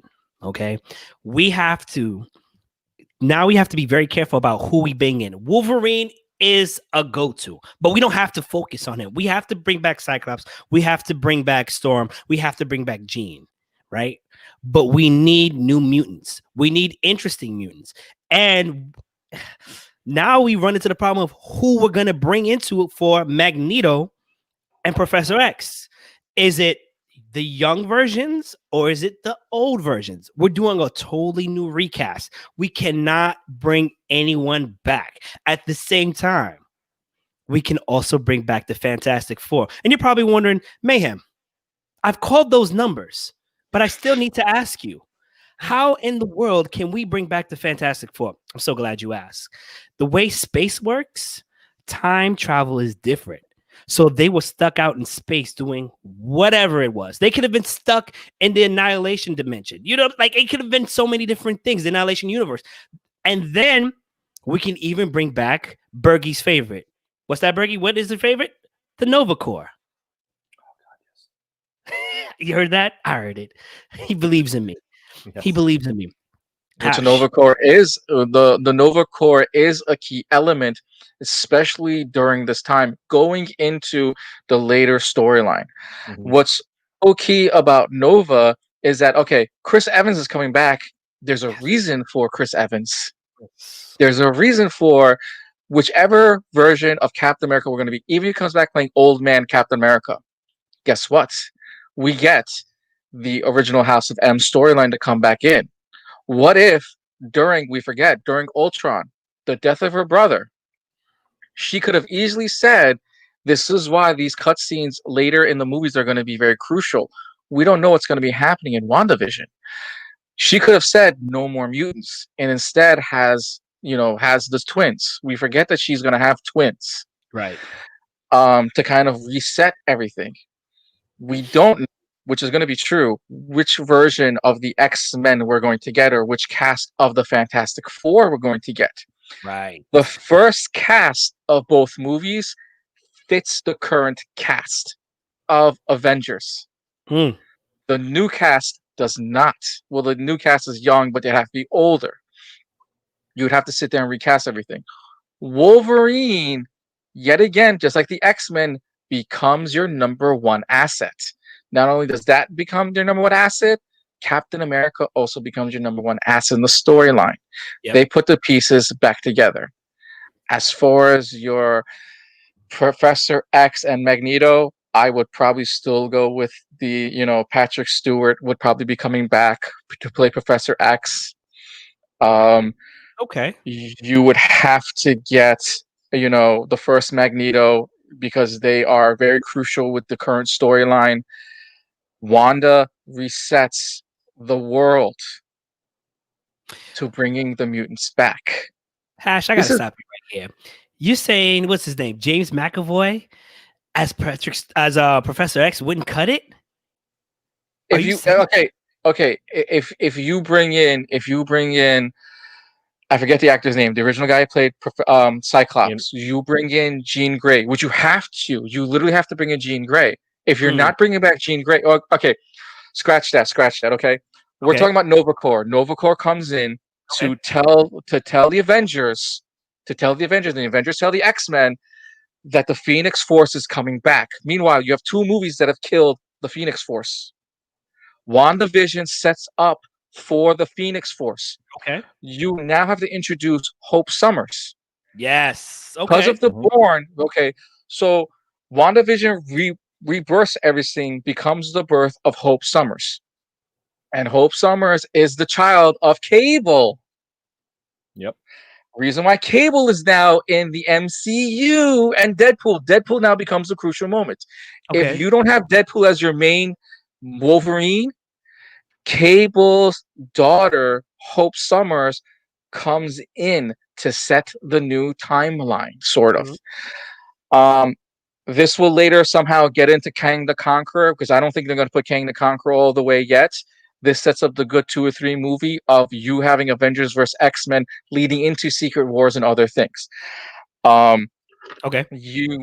Oh my God. Like, there's just so much to talk about when it comes to Avengers versus X-Men that you you're literally going, without Hope Summers, you literally have no storyline. This brings up the greatest Cyclops movie ever.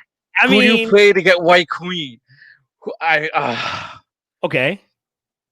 That's a lot Yeah. of people there. It's a lot of people, but you already killed off half your cast. Okay. You killed off half your Avengers. Yeah, that's what I say. That's the one downfall, is like half the Avengers that they need are going to be around for it. You're also changing the Black Panther storyline, which now cuts out an entire part of the X versus, A versus X. Yeah. Which is Avengers and X-Men, because there's a comic read where Storm basically battles against Black Panther, leaves her ring and leaves him, and Namor, who is part of the Phoenix Force, comes with the Atlanteans and battles the Battle of Two Kings, and he goes to war with Wakanda. So you're Namor. You're cutting that entire storyline out now by doing that. There's a lot of stuff. They're going to make changes. I would like to see them, because Thor supposedly broke what's her face, the White Queen, when she was in her diamond form. He shattered her with Mjolnir. And so there's the whole rumor thing was Mjolnir could control or can contain the Phoenix Force. And then that was supposed to be something. So and really real quick, Namor destroys Mjolnir again. Yeah. Namor destroys Mjolnir. That also happens during A versus X. Yeah. Okay. So I'm gonna play devil's advocate here. Okay. I like where you guys are going. You guys are making what I like to call sense. But I feel like you guys are Brett Favre in this play. Man's got an arm like a shotgun. But if it's not the play, he's just throwing the ball away. 888 to take. Call me. So how are we going to fit Hope Summers in when we don't have mutants? We don't have, supposedly, at the time when Scarlet Witch and her brother, and we'll see if he comes back, Quicksilver was made, they weren't mutants. They were augmented people, whatever they called it, right? Yeah, from the Infinity Stone. Yeah. Which is why actually Weapons X program, with the kids being captured, is their version of the Weapon X program. Right. Well, they called it Enhanced Supers. Right. Yeah. Enhanced Supers. So if people don't know why Wanda is so powerful, especially in the MCU, it's still continuous. She's made from an Infinity Stone. In fact, her, I don't want to say her power, but like one of the things she has is she's connected to like all of them, especially the Mind Stone, which is why she's able to tell whoever after in the game that Black Widow and whoever else is okay with what decision that they made, whatever. So anyway, it doesn't matter. How are we going to successfully introduce mutants, right, into the Marvel Universe, which is what we've been dancing around, and make it so that way ultimately not only are they going to have to fight the Avengers, because that's going to happen. We're going to talk more about that because I need you guys to know how Rogue, right? But what Avengers are we talking about? So we're going to get this. If we don't get it by the end of WandaVision, it happens right after the Doctor Strange movie, the Multitude of Madness, the Multiverse of Madness. As Bergy has said, as I'm going to repeat again, she loses her mind. This continues on. Okay, we're getting these 9 episodes of Wanda losing her vision. We'll say she loses her mind. Right. She loses her mind in this whole entire process. And Doctor Strange is going to be the one to piece it back together. See, Then it comes the reset of now there's 150 mutants back on Earth.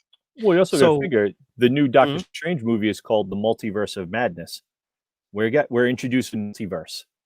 Who's to say that he doesn't piece it all back together and something happens where our planets and certain planets align, and now we have the mutants on our planet? are they Like Howard going? the Duck shows up.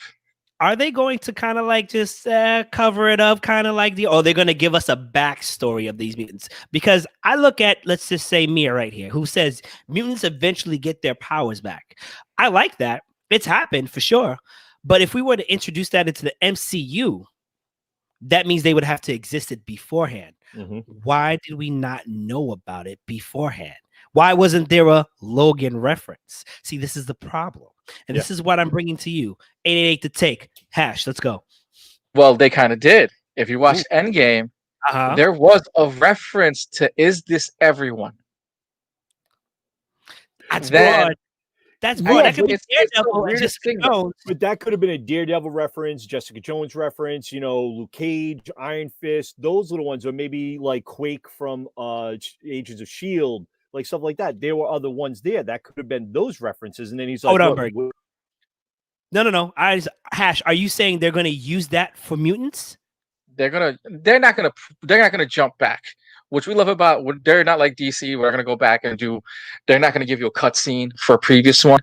We're not gonna see Wong. We're not gonna see Wong go to Doctor Strange. And he goes, if they do it, that'll be another awesome comic book reference, which we like seeing, is that especially with the beard thing, especially when you have Doctor Strange and the Iron Man in the same room having the same haircut, saying I love your tailor.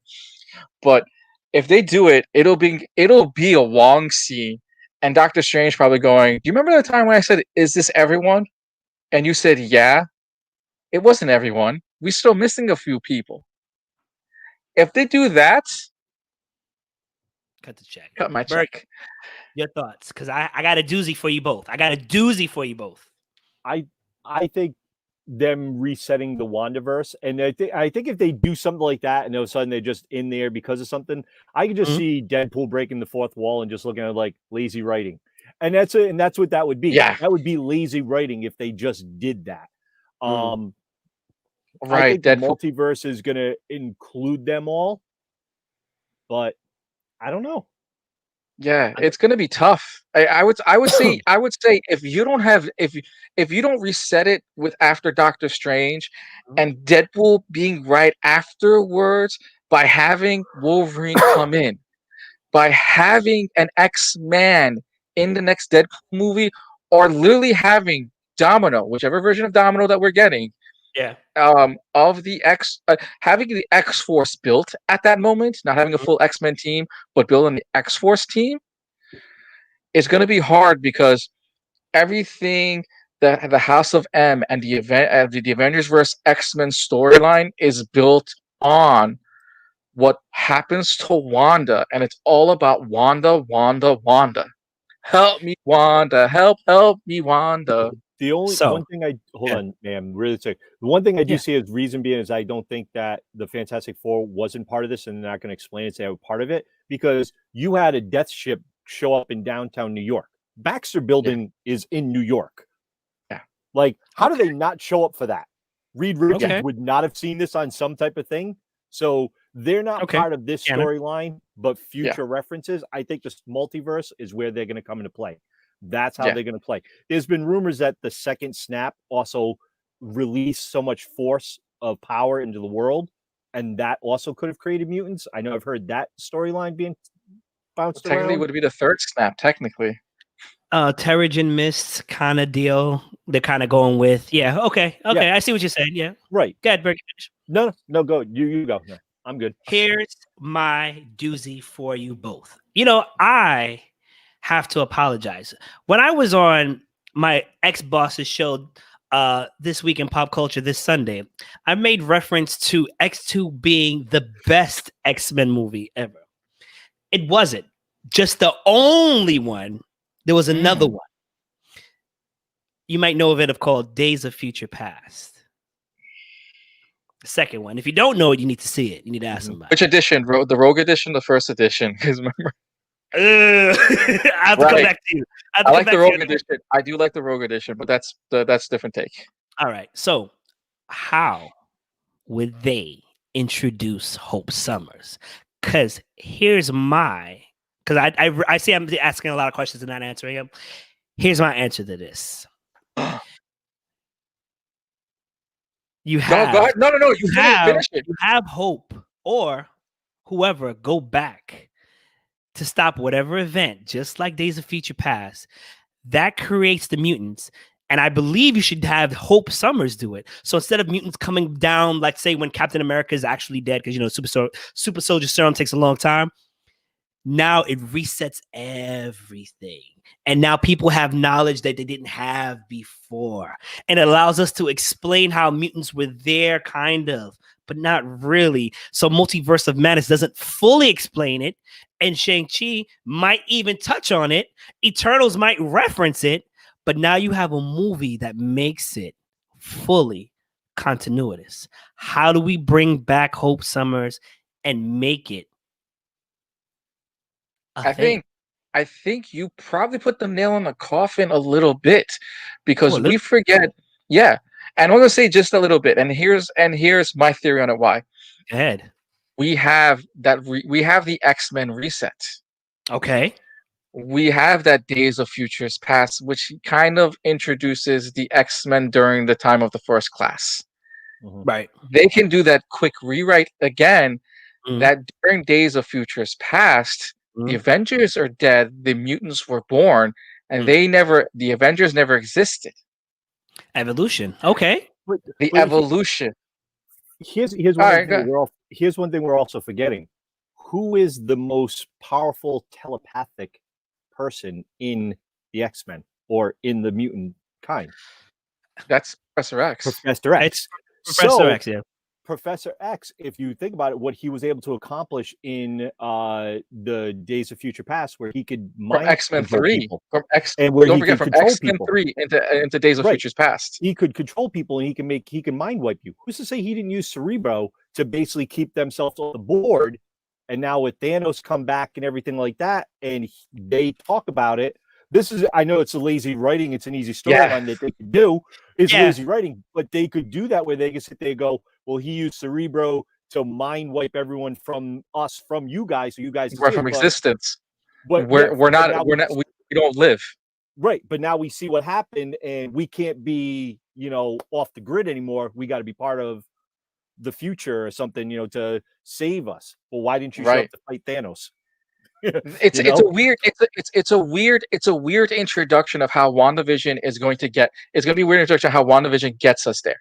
Yep. How WandaVision it is very, very crucial, because we also forget, and here's the reason why I also forget. Mojo's put in play. Everyone forgot that in episode 1, Mojo was already put in play. We forget because why? Number 2 brought in Mephisto. Who's the third introduction for the villain? These villains are put in play. These are X-Men villains. Mephisto is not an Avenger villain. Nope. He's an X-Men villain. Mojo is an X-Men villain. You know where he was introduced and everyone missed it? His boss, Mr. Hart. Really? He was not in episode 2. You really think so? Look at who's in the one episode, who's not in the next episode. You mentioned it last time when it comes to paying attention to the smaller details. Right. People forget that Vision's emblem, everyone missed the first Vision emblem. Where was it? On his tie. Second one, on the cabinet. Yep. We all missed the first. We completely missed episode 1 to jump to episode 2 because we were hoping for Mephisto because it put us in Loki. Mephisto would work for Loki because they're devil, mischief people. Mephisto works in the X-Men storyline. We are part of a TV show. And it makes sense. We forget about what what company or whatever like the sword is part of, and we forget that the sword is an X-Men reference. It is Going back to the sword, going to the X-Men storyline. WandaVision is an X-Men storyline who has an Avenger in the mix. I think it's gonna If come you're not down. getting goosebumps, cut my check, bro. I think it's gonna have to do with chaos magic. I think Agatha Harkins or whatever her name is going to play. Obviously, she's gonna play a role in a big role in WandaVision, but outside the series, as far as mutants go, it could be her. It could be her or whoever else, along with Mephisto, that hit everybody or made mutants go away. Surely Wanda had the power to do it. Agatha is no slouch either. No. The only other person to beat Wanda, and I'm actually waiting for the actual matchup, is probably Doom. And if you know, if you take a moment and take a step and look at who Doom's teacher is, Doom's teacher is a beast. Doom had a teacher, is a beast. And Doom had to do something where he went back into time and had to trick his teacher and siphon off energy to beat his teacher. Wanda and the Avengers was there and they couldn't beat him. Right. So I think we're on the same page, but I think it's gonna all come down to chaos magic. And either Mephisto's involved or Agatha, and who knows, maybe Doom. But I don't think Doom would do this because Doom wants to rule the world. And this seems to be a pocket dimension in the world, not the world itself. Crazy would it be that out of the blue we get like a quick snippet, because we forget that person that came out of the sewer looks exactly like, and I'm gonna say this, looks exactly like Vision, and Wanda quickly snapped it back. Forget. Wanda says no and plays rewind. Right. Because she doesn't want to believe who she saw. And if it is Vision that she saw in the beekeeper suit, which is a AIM reference, is it the other Quicksilver? She plays rewind immediately after seeing the face through it. We also know, and we all know by the storyline of the Avengers of the X-Men going back to the House of M, where she loses her mind is going to be part of this series. Where they're playing mind tricks on her, where she loses her mind is no more X-Men or mutants are alive, is where Doctor Strange is going to piece her back together. When she loses her mind, losing her two kids. What if WandaVision ends in a very sad ending? Oh, it's gonna have to. Yeah, it's gonna have to. But I see what you're saying. It could be sad, but it's like redeeming. Like, things will be better. Ooh, because Loki has Mephisto. We got one Mephisto reference in episode 2. This is the devil's in the details. The devil's in the details. And Big Red, all the red references. First episode was all the TV references. From one of the trailers they did show, when they showed the trailer of the TV series, there is another 2 references to Mephisto that are supposed to be coming up. One of them I know is a stained glass window, and it looked like it was in color, and it shows the devil with the baby or something. So that's Mephisto using his two something. How are you holding out on this? This is important information. How are you holding out on this, Bergy? I talked about this weeks ago when we talked about he talked about it Sunday. He mentioned it Sunday. I missed it. Your extension at 888 The Take is in question, okay? You're no longer. We also forget the Mojo reference. His boss is the first bad guy, where he's the heavyset one. He's constantly saying, "Impress me." The guy who got fired, remember, Mojo doesn't want the right things. He wants drama. Right. Remember, the guy he fires did the right thing. You didn't like the 5-course meal. You didn't like the string quartet. You didn't like the way I was dressed. Are Mojo references. Mojo wants chaos. Okay. You got a glimpse of it on episode 1. Yeah. Damn you guys. Hash is all Team Mojo. Go ahead, Bergy. Finish it. I'm sorry. Mephisto is they're gonna have another reference of him where it's the glass, and he gives the chaos something with there's 2 souls things or something like that he gives to her, who Agatha Harkness gives to her which creates Wiccan and Speed, Yeah. her two children. The They twins. want that because they want that in this universe, because now if they have that in this universe, they have power to cross over into our plane of existence. That's why they're trying to do that. That's what Mephisto and Agatha Harkness is trying to do. You notice it in the whole series. Agatha Harkness shows up and so far in the first 2 episodes, whenever she has a questionable thing, she pops up out of nowhere. It's like, hey, neighbor, she's trying to keep her rooted in this craziness. When she questions, when Wanda questions, she appears. Yep. Okay. There's a lot to go on. Mia, what was with the sword symbol on the back of the Beekeeper? I think I'd have to watch it again. I think it was not Shield, Sword. It's Sword. Sword's Sword. been on Okay, every part of these episodes. It is Sword. Yeah. So AIM and Sword are coming together to come into the pocket dimension more than likely.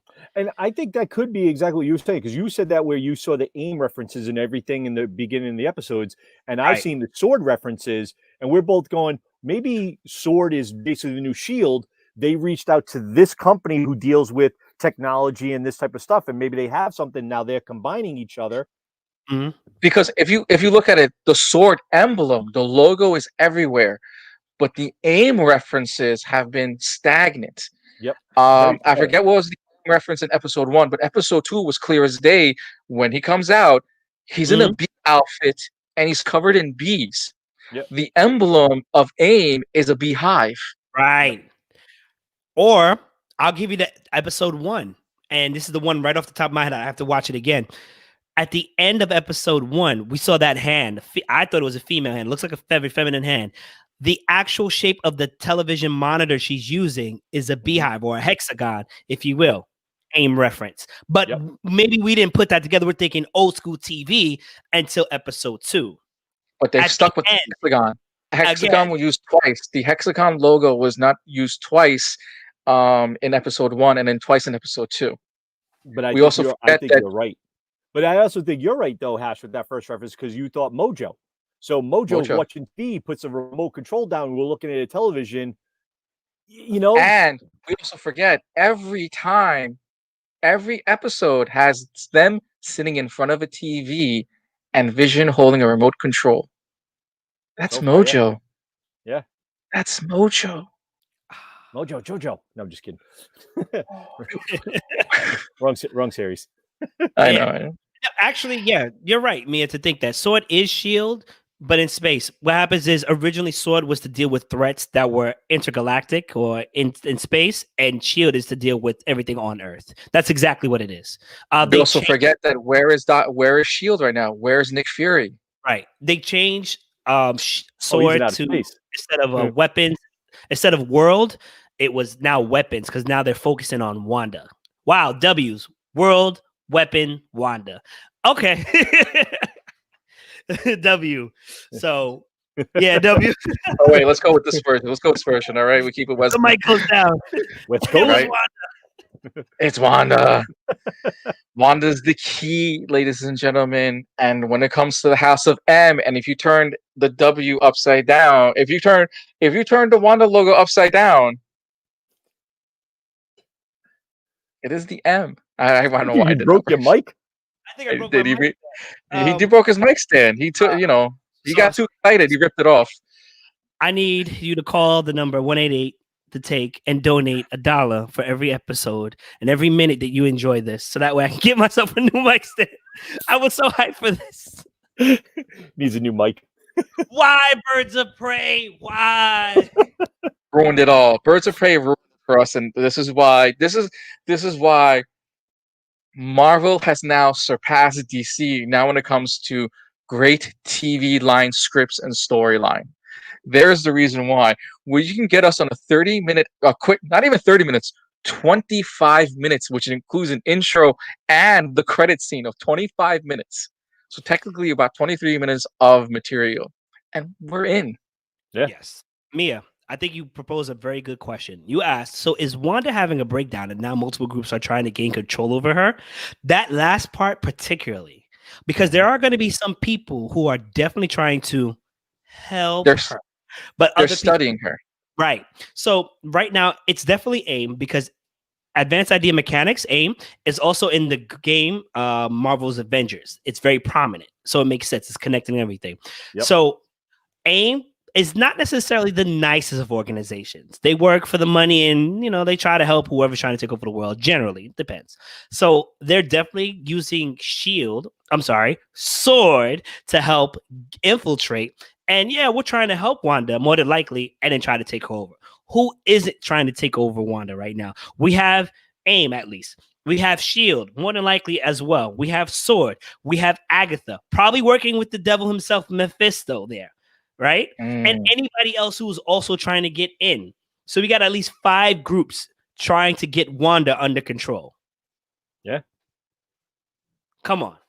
Help me, Wanda. Help me, Wanda. And technically, Monica Rambeau's character, Geraldine, isn't part of any group, but we surmise that she's part of S.H.I.E.L.D. because she debuts when the helicopter flies into the hedge. Mm-hmm. We were just as confused as Wanda, like, why the helicopter is there? That doesn't make any sense. But maybe Wanda was confused because, like, how did it get past my defenses? How did it get past my barriers?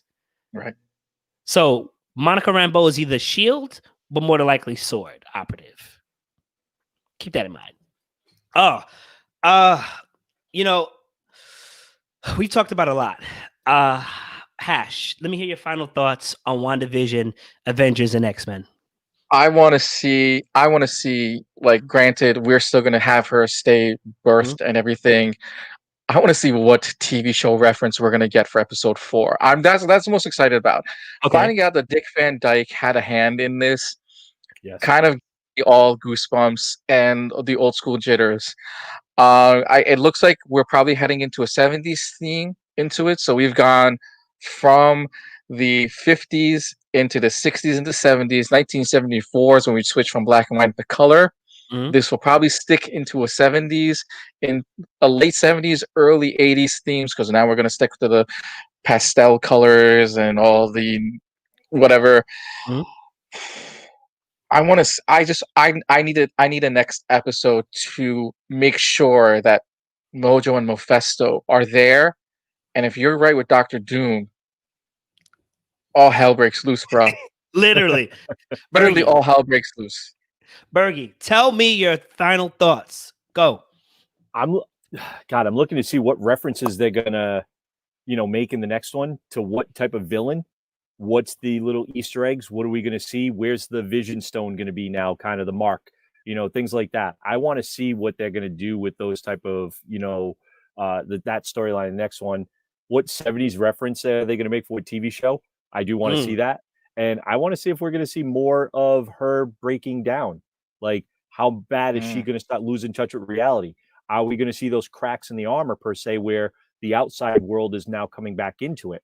Like, I want to see what they're going to do with that. I also hope it's more than 30 minutes.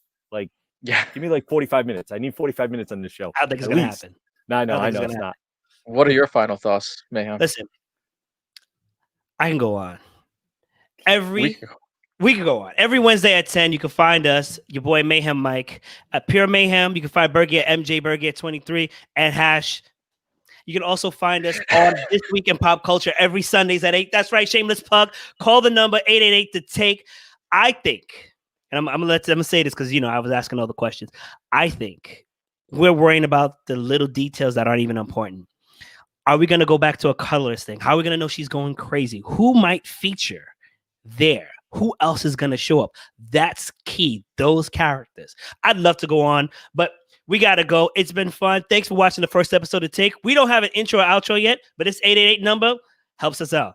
Until next time, that garbage has the need for speed. Later, guys.